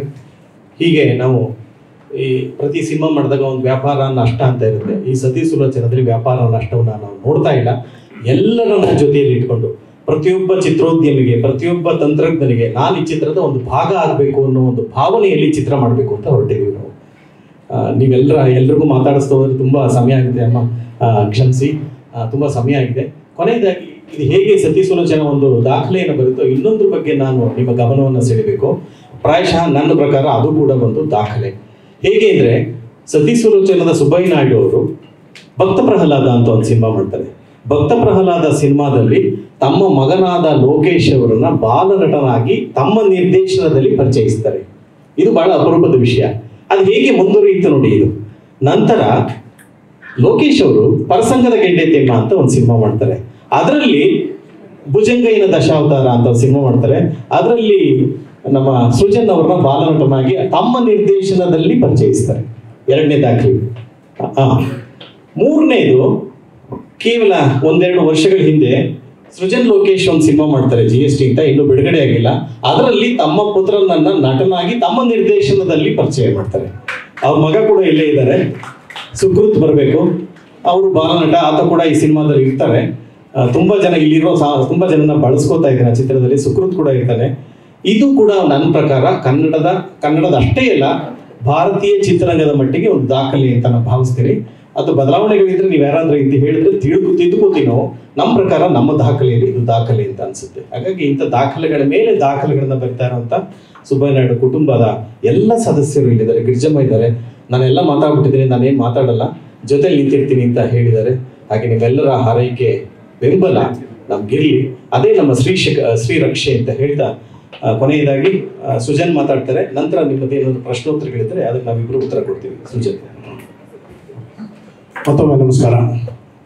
ವಿಶೇಷವಾದಂತಹ ಒಂದು ಪ್ರಯತ್ನಕ್ಕೆ ನಾವು ಕೈ ಹಾಕಿರೋ ಉದ್ದೇಶ ಒಂದು, ಅದನ್ನು ನಾನು ಹೇಳಿದ್ದೀನಿ. ಯಾಕಂದರೆ ಸತಿ ಸುಲೋಚನ ಲೆಗಸಿ ಯಾವುದೇ ಕಾರಣಕ್ಕೂ ಅದು ಕೇವಲ ಒಂದು ಚಿತ್ರದಲ್ಲಿ, ಇವಾಗ ಹೇಳಿದಾಗೆ ಸತಿ ಸುಲೋಚನದ ವಿಚಾರವಾಗಿ ಬಂದರೆ ಇದೊಂದು ಫೋಟೋ ಬಿಟ್ಟು ಕೆಲವೊಂದು ವಿಚಾರಗಳು ಆ್ಯಕ್ಚುಲಿ ಮಧುವ್ರ ಅವ್ರ ಮನೆಯಲ್ಲಿ ಒಂದಷ್ಟು ಫೋಟೋಗಳಿದೆ ಅಂತ ಹೇಳಿದ್ರು. ಇಷ್ಟನ್ನು ಹೊರತುಪಡಿಸಿ ಬೇರೆ ಯಾವ ದಾಖಲೆಗಳು ಇಲ್ಲ. ಸೊ ತಾತ ಮಾಡಿದ ಸಿನಿಮಾನ ತಂದೆಯ ಹೆಸರ ಪ್ರೊಡಕ್ಷನಲ್ಲಿ ಮೊಮ್ಮಗ ಮಾಡ್ತಿರೋದು ನನ್ನ ಪಾಲಿಗೆ ಒಂದು ದೊಡ್ಡ ಒಂದು ಪುಣ್ಯ ಅಂತ ನಾನು ಹೇಳ್ಬೋದು. ಯಾಕಂದ್ರೆ ಸುಬ್ಬಯ್ಯ ನಾಯ್ಡು ಅವ್ರ ಸಿನಿಮಾನ ಲೋಕೇಶ್ ಪ್ರೊಡಕ್ಷನ್ಸ್ ಅಲ್ಲಿ ಸೃಜನ್ ಲೋಕೇಶ್ ಮಾಡ್ತಾ ಇದ್ದೇನೆ ಅಂದ್ರೆ ಆ ಒಂದು ಫ್ಯಾಮಿಲಿ ಲೆಗಸಿಯನ್ನ ನಾನು ಒಂದು ಪ್ರಯತ್ನದ ರೂಪದಲ್ಲಿ ನಿಮ್ಮ ಮುಂದೆ ತರೋದು ನನಗೆ ಬಹಳ ದೊಡ್ಡ ಒಂದು ಆಸೆ ಕೂಡ ಆಗಿದೆ. ಈಗ ಇನ್ನೊಂದು ಕೆಲವೊಂದು ವಿಚಾರಗಳಲ್ಲಿ ನಾನು ತಾತನ ಬಗ್ಗೆ ಹೇಳ್ಬೇಕು ಅಂದ್ರೆ ಅವರ ಸಮಯ ಪ್ರಜ್ಞೆಯನ್ನ, ಆಮೇಲೆ ಪಂಕ್ಚುಯಾಲಿಟಿನ ತುಂಬಾ ತುಂಬಾ ತುಂಬಾ ಹಾಡಿ ಹೊಗಳಿದವರಿದ್ದಾರೆ. ನಾನು ಒಂದು ಕತೆ ಕೇಳ್ತಾ ಇದ್ದೆ, ಆದ್ರೆ ನನಗೆ ಹೇಳಿರುವಂತ ಕತೆ ನನ್ನ ತಾತನ ನೋಡಿಲ್ಲ ನಾನು. ಸೊ ಕೇಳಿರೋದು ಏನೇ ಅಂದ್ರೆ ಅವ್ರ ಟೈಮಿನ ವಿಚಾರವಾಗಿ ಎಷ್ಟು ಪಂಕ್ಚುವಲ್ ಅಂದ್ರೆ, ಈ ಶಾಂತಲಾ ಸಿಲ್ಕ್ ಹೌಸ್ ಹತ್ರ ಒಂದಷ್ಟು ಜನ ಹುಡುಗರು ಕೂತಿರೋರು. ಅವಾಗೆಲ್ಲ ವೈಂಡಿಂಗ್ ವಾಚ್, ಅವರೆಲ್ಲ ಕೂತ್ಕೊಂಡು ಕಾಯೋರು ಅಂತ. ಏನಂದ್ರೆ ಟೈಮ್ ಎಷ್ಟು ಅಂದ್ರೆ ಅಲ್ಲಿ ನೋಡಿ ಸುಬ್ಬಯ್ಯ ನಾಯ್ಡುಗಳು ಬರ್ತಾ ಇದ್ದಾರೆ, 4 o'clock 4 ಗಂಟೆ ಅಂತ. ಅಂದ್ರೆ ಸುಬ್ಬಯ್ಯ ನಾಯ್ಡುಗಳು ಆ ಟೈಮ್ಗೆ ಕರೆಕ್ಟ್ ಆಗಿ on the nick of time ಅಂತಾರ, ಅಷ್ಟು ಪಂಕ್ಚುವಲ್ ಇದ್ರು ಅನ್ನೋದು. ಸೊ ಅಷ್ಟು ಪಂಕ್ಚುಯಾಲಿಟಿ ಇದೆ. ಆದ್ರೆ ಅವರು ತಮ್ಮ ಇಡೀ ಜೀವನದಲ್ಲಿ ಅವ್ರು ಏನೇನು ಸಂಪಾದನೆ ಮಾಡಿದ್ರು, ಏನೇನು ಗಳಿಸಿದ್ರು, ಅದನ್ನೆಲ್ಲ ಬರೀ ನಾಟಕಕ್ಕೆ ಮತ್ತೆ ಸಿನಿಮಾಗೆ ಹಾಕಿದ್ರು. ಅಂಡ್ ಕೊನೆಗೆ ಹೋಗ್ಬೇಕಾದ್ರೂ ಅವರು ಅಷ್ಟೇ, ಅವರು ಶ್ರೀಮಂತಿಕೆಯಲ್ಲಿ ಹೋಗ್ಲಿಲ್ಲ. ಅವರು ಕಲೆಯ ಒಂದು ಶ್ರೀಮಂತಿಕೆಯಲ್ಲಿ ಹೋದ್ರೆ ಹೊರತಾಗಿ ಒಂದು ಆರ್ಥಿಕವಾಗಿ ಅವರು ಹಾಕಿದಂತ ಎಲ್ಲಾ ದುಡ್ಡುಗಳನ್ನ ಏನೇನು ಗಳಿಸಿದ್ರು ಅದನ್ನೆಲ್ಲ ಸಿನಿಮಾಗೆ ಮತ್ತೆ ಒಂದೊಂದು ನಾಟಕಕ್ಕೆ ಅಂತಾನೆ ಹಾಕಿದ್ರು. ಸೊ ಇವಾಗ ಸತಿ ಸುಲೋಚನ ವಿಚಾರವಾಗಿ ನಾವು ಮಾಡ್ತಿರುವಂತಹ ಸಿನಿಮಾ ಇದು ಒಂದು ದೊಡ್ಡ ಒಂದು ಪ್ರಯತ್ನ. ಸರ್ ಹೇಳಿದಾಗೆ ಈ ಒಂದು ಪ್ಯಾರಾಮೀಟರ್ ಆಕ್ಚುಲಿ ಏನಂದ್ರೆ ಆಕ್ಟರ್, ಡೈರೆಕ್ಟರ್, ಪ್ರೊಡ್ಯೂಸರು ಮಗನನ್ನ ಇಂಟ್ರೊಡ್ಯೂಸ್ ಮಾಡೋದು, ಅದು ಸುಬ್ಬಯ್ಯ ನಾಯ್ಡು ಮಾಡಿದ್ರು, ಲೋಕೇಶ್ ಅವ್ರನ್ನ. ಮತ್ತೆ ಅಪ್ಪ ಆಕ್ಟರ್, ಡೈರೆಕ್ಟರ್, ಪ್ರೊಡ್ಯೂಸರ್ ಆಗಿ ನನ್ನನ್ನ ಭುಜಂಗನ ದಶಾವತಾರದಲ್ಲಿ ಇಂಟ್ರೊಡ್ಯೂಸ್ ಮಾಡಿದ್ವಿ. ಇವಾಗ ನಾನು GST 1 ವರ್ಷ ಆಯ್ತು ಸರ್, 2 ವರ್ಷ ಆಗಿದೆ, 1 ವರ್ಷ ಆಗಿದೆ. ಅದರಲ್ಲಿ ಆಕ್ಟರ್, ಡೈರೆಕ್ಟರ್, ಪ್ರೊಡ್ಯೂಸರ್ ಆಗಿ ಸುಕೃತನ ಇಂಟ್ರೊಡ್ಯೂಸ್ ಮಾಡಿ. ಸೊ ಇವಾಗ 3 ತಲೆಮಾರಿದ್ದು 4 ತಲೆಮಾರಾಗಿದೆ. ಇದು ಸುಮ್ಮನೆ ಸೂಪರ್ಫಿಷಿಯಲ್ ಆಗಿ ಯೋಚನೆ ಮಾಡಬೇಕು ಅಂತಂದ್ರೆ ಇದು ಸಾಧ್ಯ ಆಗೋದಾದ್ರೆ ಇದು ಇಂಡಿಯನ್ ಸಿನಿಮಾಲೇ ಆಗ್ಬೇಕು. ಈ ತರ ಒಂದು ಫ್ಯಾಮಿಲಿ ಲೆಗಸಿ ಇಂಟ್ರೊಡಕ್ಷನ್ ಇದು ಆಗೋದಾದ್ರೆ ಇಂಡಿಯನ್ ಸಿನಿಮಾಲ್ ಆಗ್ಬೇಕು ಅನ್ನೋದು ನನ್ನ ತಲೆಯಲ್ಲಿ ಇದ್ದು. ಯಾಕಂದ್ರೆ ಅಮೆರಿಕಾದಲ್ಲಿ ಆ ಒಂದು ಪರಂಪರೆ ಇಲ್ಲ. ಅಂದ್ರೆ ಜನರೇಷನ್ಸ್ ಟುಗೆದರ್ ಒಂದೇ ಇದ್ರಲ್ಲಿ ಮಾಡಿರೋದು ತುಂಬಾ ಕಮ್ಮಿ ಇದೆ. ಆಮೇಲೆ ನಮ್ಮಲ್ಲಿ ಬಂದ್ರೆ ಪೃಥ್ವಿರಾಜ್ ಕಪೂರ್ ಫ್ಯಾಮಿಲಿಲಿ ಆಗುವಂತ ಸಾಧ್ಯತೆ ಇರ್ಬೋದು, ಬಿಕಾಸ್ ಯಾವ ಲೆಗಸಿ. ಬಟ್ ಈ ಪ್ಯಾರಾಮೀಟರ್ ಅಲ್ಲಿ actor, director, producer introducing the son ಇದಾಗಿದೆಯಾ ಗೊತ್ತಿಲ್ಲ. ಅದನ್ನು ಹೊರತುಪಡಿಸಿದ್ರೆ ಖಂಡಿತವಾಗ್ಲೂ ಸೌತ್ ಇಂಡಿಯನ್ ಸಿನಿಮಾ ಆಗ್ಲೇಬೇಕು, ಇಲ್ಲಾಂದ್ರೆ ಬೇರೆ ಎಲ್ಲೂ ಆಗೋದಕ್ಕೆ ಸಾಧ್ಯ ಇಲ್ಲ. ಸೊ ಈ ನಿಟ್ಟಿನಲ್ಲಿ ಕೂತ್ಕೊಂಡು ಚರ್ಚೆ ಮಾಡ್ತಿರ್ಬೇಕಾದ್ರೆ ಒಂದೊಂದೇ ಪ್ಯಾರಾಮೀಟರ್ಸ್ ತೆಗಿತಾ ಇದ್ದಾಗ ನಮಗೆ ಈ 4 ಜನರೇಷನ್ಸ್ ಅವರ ಫ್ಯಾಮಿಲಿಯಲ್ಲಿ ಆ ಒಂದು ಸಿಚುವೇಶನ್ ಸಿಕ್ಕಿದ್ದು, ಇದೆಲ್ಲ ಮಾಡ್ಕೊಂಡ್ ಬಂದಿದ್ದು ಒಂಥರ ಇಟ್ ವಾಸ್ ಸಮಥಿಂಗ್ ಮ್ಯಾಜಿಕಲ್ ಅಂತಾನೆ ಹೇಳ್ಬೋದು. ಸೊ ಆ ನಿಟ್ಟಿನಲ್ಲಿ ಸತಿ ಸುಲೋಚನ ಈ ಕಾರ್ಯಕ್ರಮ, ಈ ಒಂದು ಸಿನಿಮಾ ಏನಿದೆ ಇದು ಯಾವುದೇ ಕಾರಣಕ್ಕೂ ಕಮರ್ಷಿಯಲೈಸ್ ಆಗಿ ಯೋಚನೆ ಮಾಡಿಕೊಂಡು ಇಷ್ಟು ಕೋಟಿ ಇನ್ವೆಸ್ಟ್ ಮಾಡ್ತೀವಿ, ಇಷ್ಟು ಕೋಟಿ ಬಂದ್ಬಿಡುತ್ತೆ ಅಂತ ಮಾಡಿದ್ರೆ ನಮ್ಮಂತ ದಡ್ಡರು ಇನ್ನೊಬ್ರಿಲ್ಲ. ಇದು ಮಾಡ್ತಾ ಇರೋದು to maintain the supreme legacy of Kannada industry. And ಅದಕ್ಕೆ ಹಾಕೊಟ್ಟಿರುವಂತಹ ಈ ಒಂದು ಅದ್ಭುತವಾದಂತಹ ಈ ಇಡೀ ತಂಡದವರಿಗೆ ನಾವು ಸಲ್ಲಿಸ್ತಾ ಇರುವಂತಹ ಒಂದು ಗೌರವ ಅಂದ್ರೆ ತಪ್ಪಾಗ್ಲಾರ್ದು, ಖಂಡಿತವಾಗ್ಬೋದು. ದಿಸ್ ಇಸ್ ಒಂದು ನನಗೆ ನಮ್ಮಪ್ಪ ಹೇಳ್ತಾ ಇದ್ರು, ಏನಂದ್ರೆ ಅವ್ರಿಗೆ ಯಾರೋ ಒಬ್ರು ಇಂಟರ್ವ್ಯೂ ಮಾಡ್ಬೇಕಾದ್ರೆ ಹೇಳಿದ್ರು, ಲೋಕೇಶ್ ನಿಮ್ಮ ಜೀವನದಲ್ಲಿ ಸಾಧನೆ ಅಂತ ಅಂದ್ರೆ ಏನ್ ಮಾಡಿದೀರಾ ಅಂತ. ಅದು ನನ್ನ ಕಿವಿಲಿ ತುಂಬಾ ತುಂಬಾ ಸ್ಟ್ರಾಂಗ್ ಆಗಿ ಕೂತ್ಬಿಟ್ಟಿತ್ತು. ಏನಂದ್ರೆ ನಾನು ತೀರ್ಕೊಂಡಾಗ ನನ್ನ ಹೆಸರಲ್ಲಿ ಒಂದು ಸಪ್ತಾಹ ಮಾಡ್ಬೋದು, ಅಷ್ಟಾದ್ರೂ ಒಳ್ಳೆ ಸಿನಿಮಾ ಮಾಡಿದೀನಿ ಅಂತ. ಸೊ ನಾನು ತೀರ್ಕೊಂಡ ಮೇಲೆ ನಾನು ಲೋಕೇಶ್ ಸಪ್ತಾಹ ಅಂದ್ಬಿಟ್ಟು 7 ಸಿನಿಮಾಗಳನ್ನ ಹಾಕಿದ್ದೆ. ನನ್ನ ಜೀವನದಲ್ಲಿ ಇವತ್ತು ನಿಮ್ಮ ಸಮ್ಮುಖದಲ್ಲಿ ನೀವೇನಾದ್ರೂ ನನಗೆ ನಿನ್ನ ಜೀವನದ ಉದ್ದೇಶ ಏನು, ವಾಟ್ ಹ್ಯಾವ್ ಯು ಅಚೀವ್ಡ್ ಅಂತಂದ್ರೆ ಈ ಸಿನಿಮಾ ಮಾಡಿದಾಗ ನಾನು ನನ್ನ ಜೀವನದಲ್ಲಿ ಒಂದು ಸಾರ್ಥಕತೆ ಕಂಡುಕೋತೀನಿ ಅನ್ನೋದ್ರಲ್ಲಿ ಡೌಟ್ ಇಲ್ಲ. ಸೊ ಹಾಗಾಗಿ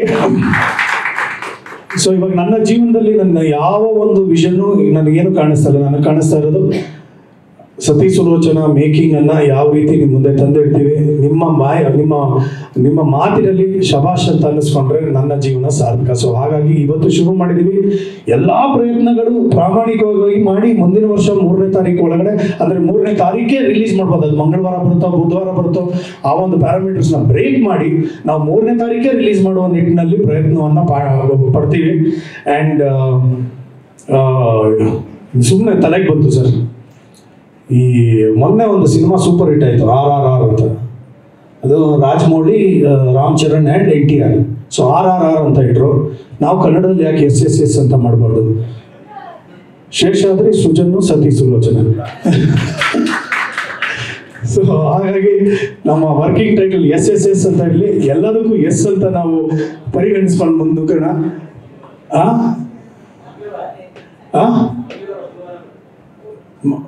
ಮುಂದಿನ ವರ್ಷ ಮಾಡೋಣ. ಮಂಗಳವಾರ ಒಂದು ದಿನ ಶುರು ಮಾಡೋಣ. ಅಲ್ಲ, ಮಂಗಳವಾರ 7:30ಗೆ ಇದೇ ಒಂದು ಫಸ್ಟ್ ಶೋ. ಯಾವಾಗಲೂ ಬೆಳಗ್ಗೆ 7:30 ಆಗುತ್ತೆ. ನಾವು ಸಂಜೆ 7:30 ತಾತ ಅವ್ರು ಶುರು ಮಾಡಿದ್ರು. 92ನೇ ವರ್ಷಕ್ಕೆ ಅದನ್ನ ಟ್ರೈ ಮಾಡೋಣ. ಬಟ್ ಇವಾಗ ಇದರಲ್ಲಿ ಅಭಿನಯ ಮಾಡೋದು ಎಂತ ದೊಡ್ಡ ಜವಾಬ್ದಾರಿ, ಅದು ಎಷ್ಟು ಕಷ್ಟಪಡಬೇಕು, ಅದ್ರ ನಿಟ್ಟಿನಲ್ಲಿ ಎಷ್ಟು ಶ್ರಮ ಪಡಬೇಕು ಅನ್ನೋದು ನನ್ಗೆ ಗೊತ್ತಿದೆ. ಆದ್ರೆ ಅದಕ್ಕಿಂತ ದುಪ್ಪಟ್ಟು 10 ಪಟ್ಟು ಶ್ರಮ ನಮ್ಮ ನಿರ್ದೇಶಕರ ಮೇಲಿದೆ. ಯಾಕಂದ್ರೆ ಸ್ಕ್ರಿಪ್ಟ್ ಇಲ್ಲ, ಏನೂ ಗೊತ್ತಿಲ್ಲ ನಮಗೆ. ಹಾಡುಗಳು ಯಾವ ರೀತಿ ನಾವು ಇನ್ಕಾರ್ಪೊರೇಟ್ ಮಾಡ್ಕೋತೀವಿ ಏನೇನೂ ಗೊತ್ತಿಲ್ಲ. ಆಮೇಲೆ ನಾನು ಇದಕ್ಕೆ ಯಾವ ರೀತಿ ನಾನು ಕೇಳ್ತಾ ಇದ್ದೆ ಸರ್, ತಾತಂದು ಕ್ಲಿಪ್ಪಿಂಗ್ಸ್ ನೋಡಿದ್ದೀನಿ, ಅದೇ ರೀತಿ ಅಭಿನಯ ಮಾಡ್ಬೇಕಾ, ನಾನು ಇವಾಗ ಅದಕ್ಕೆ ತಾಲೀಮ್ ಮಾಡಬೇಕಾಗಿದೆ. I should go and take somebody's help. ನನಗೆ ಈ ಥರದ್ದೆಲ್ಲ ಇದೆ. ಸೊ ಹಾಗಾಗಿ ಈ ಒಂದು ವಿಷಯ ನಮ್ಮ ಹೆಮ್ಮೆ ಆಗಿರಲಿ. ಆ್ಯಂಡ್ ಇದರಲ್ಲಿ ನಾವು ಯಾವತ್ತೂ ಚರ್ಚೆ ಮಾಡಿಲ್ಲ ಸರ್. ಇದಕ್ಕೆ ಬೇರೆ ಯಾರೇನು ಮಾಡಬೇಕಾಗಿತ್ತು, ಸರ್ಕಾರ ಏನು ಮಾಡಬೇಕಾಗಿತ್ತು, ಏನು ಕತೆ, ಏನು ನಮ್ಗೇನು ನಾವೇನು ಮಾತಾಡಿಲ್ಲ. ಇದು ನಾನು ಒಂದು ಒಬ್ಬ ಜವಾಬ್ದಾರಿಯುತ ಒಬ್ಬ ನಟನಾಗಿ, ಒಬ್ಬ ಮೊಮ್ಮಗನಾಗಿ, ಮಗನಾಗಿ, ಒಬ್ಬ ಕಲಾವಿದನಾಗಿ, ಒಬ್ಬ ಸಾಮಾನ್ಯ ಪ್ರಜೆಯಾಗಿ ಕೂಡ ಹೇಳ್ತಾ ಇದ್ದೀನಿ. ಇದು ನಮ್ಮ ಜವಾಬ್ದಾರಿ, ನಾವು ಮಾಡೋಣ. ಸತಿ ಸುಲೋಚನಾ ಮಾತ್ರ ಅಲ್ಲ, ಸತಿ ಸುಲೋಚನಾ ಆದ ನಂತರದ ಸಿನಿಮಾಗಳಿಗೂ ನಾವು ಅದನ್ನ ಇನ್ಕಾರ್ಪೊರೇಟ್ ಮಾಡ್ಕೋಬಹುದು, ಮಾಡರ್ನೈಸ್ ಮಾಡ್ಕೋಬಹುದು. ಬಟ್ ಆ ರೆಫರೆನ್ಸ್ ಇಟ್ಕೊಂಡು ಮಾಡಿದಾಗ ತುಂಬಾ ಇದೆ. ಖಂಡಿತವಾಗ್ಲೂ ನಿಜ. ನಾನು ಬೆಳಗ್ಗೆ ಹೇಳಿದೆ ಬಾಬು ಸರ್, ನಾನು ಹೇಳಿದೆ ಇತಿಹಾಸ ಇಲ್ಲದೆ ಇರುವಂತಹ ದೇಶಗಳು ಯಾವುದೂ ಉದ್ಧಾರ ಆಗಿಲ್ಲ. ಅದು ತುಂಬಾ ಬಡತನದಲ್ಲಿದೆ. ಯಾಕಂದ್ರೆ ಒಂದು ಇತಿಹಾಸ ಇದ್ದಾಗ ಇವಾಗ ಹಂಪಿ ನೋಡೋದಕ್ಕೆ ಜನ ಬರ್ತಾರೆ, ತಾಜ್ ಮಹಲ್ ನೋಡೋದಕ್ಕೆ ಬರ್ತಾರೆ, ಆಮೇಲೆ ಎಷ್ಟೋ ದೇವಸ್ಥಾನಗಳನ್ನ ನೋಡೋದಕ್ಕೆ ಬರ್ತಾರೆ. ಬಂದಾಗ ಅದೊಂದು ಇತಿಹಾಸ ಇರುತ್ತೆ. So we have so many people attracting. ಒಂದು ತಿರುಪತಿ ದೇವಸ್ಥಾನಕ್ಕೆ ಹೋಗ್ಬೇಕಂದ್ರೆ ಏನಕ್ಕೆ ಹೋಗ್ಬೇಕು, ಒಂದು ಇತಿಹಾಸ ಇದೆ, ಅದ್ರ ಬಗ್ಗೆ ಎಲ್ಲ ಮಾತಾಡ್ತಾರೆ. ಆದ್ರೆ ಇವಾಗ ನೀವು ಸಿರಿಯಾಗೆ ಹೋಗ್ತೀರಾ, ನೈಜೀರಿಯಾಗೆ ಹೋಗ್ತೀರಾ, ಅಲ್ಲಿ ಏನಾದರೂ ಒಂದು ಇತಿಹಾಸ ಇದೆಯಾ, ಎಕ್ಸ್ಪ್ಲೋರ್ ಮಾಡೋಣ ಅಂತ ಇಲ್ಲ. ಸೊ ಹಾಗಾಗಿ ನಮ್ಮ ಕನ್ನಡ ಸಿನಿಮಾದ ಇತಿಹಾಸವನ್ನ ಉಳಿಸುವಂತ ಪ್ರಯತ್ನ ನನ್ನ ಬಾಯಿಂದ ಬಂದ್ರೆ ತುಂಬಾ ಅದೇನೋ ಡ್ರಾಮ್ಯಾಟಿಕ್ ಅಂತ ಅನ್ಸುತ್ತೆ. ಆದ್ರೆ ಥಾಟ್ ಮಾತ್ರ ನಾನು ಡ್ರಾಮಟೈಸ್ ಮಾಡ್ತಾ ಇಲ್ಲ, ಅದನ್ನ ಪ್ರಾಮಾಣಿಕವಾಗಿ ಮಾಡ್ತೀವಿ. ನನ್ನ ಸಂಪೂರ್ಣವಾದ ನಂಬಿಕೆ ನಾನು ಶೇಷಾದ್ರಿ ಸರ್ ಮೇಲೆ ಇಟ್ಟಿದ್ದೀನಿ.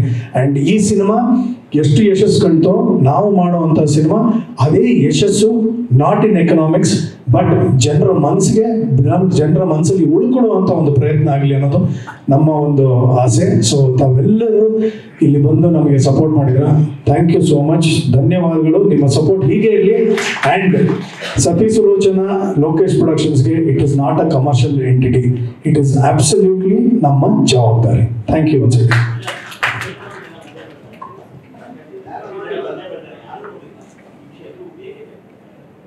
ನಾವು ನೋಡಿಲ್ಲ. ಓಕೆ,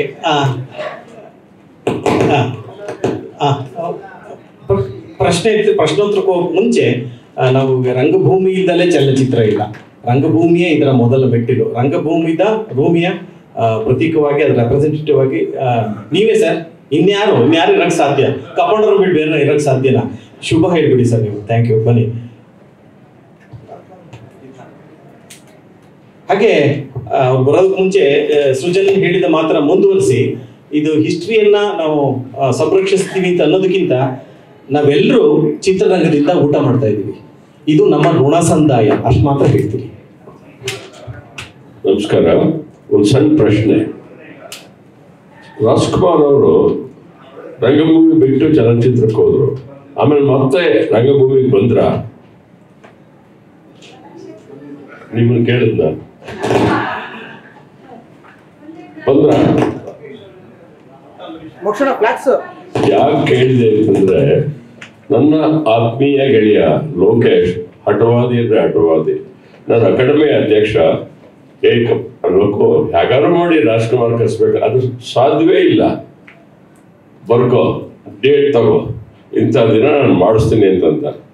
ಕೊನೆಗೆ ರಾಜ್ಕುಮಾರ್ ಬಂದು ಕಲಾಕ್ಷೇತ್ರದ ಸ್ಟೇಜ್ ಮೇಲೆ ನಾಟಕ ಮಾಡಿದ್ರು ಇಬ್ಬರೇ, ರಾಜ್ಕುಮಾರ್, ಲೋಕೇಶ್.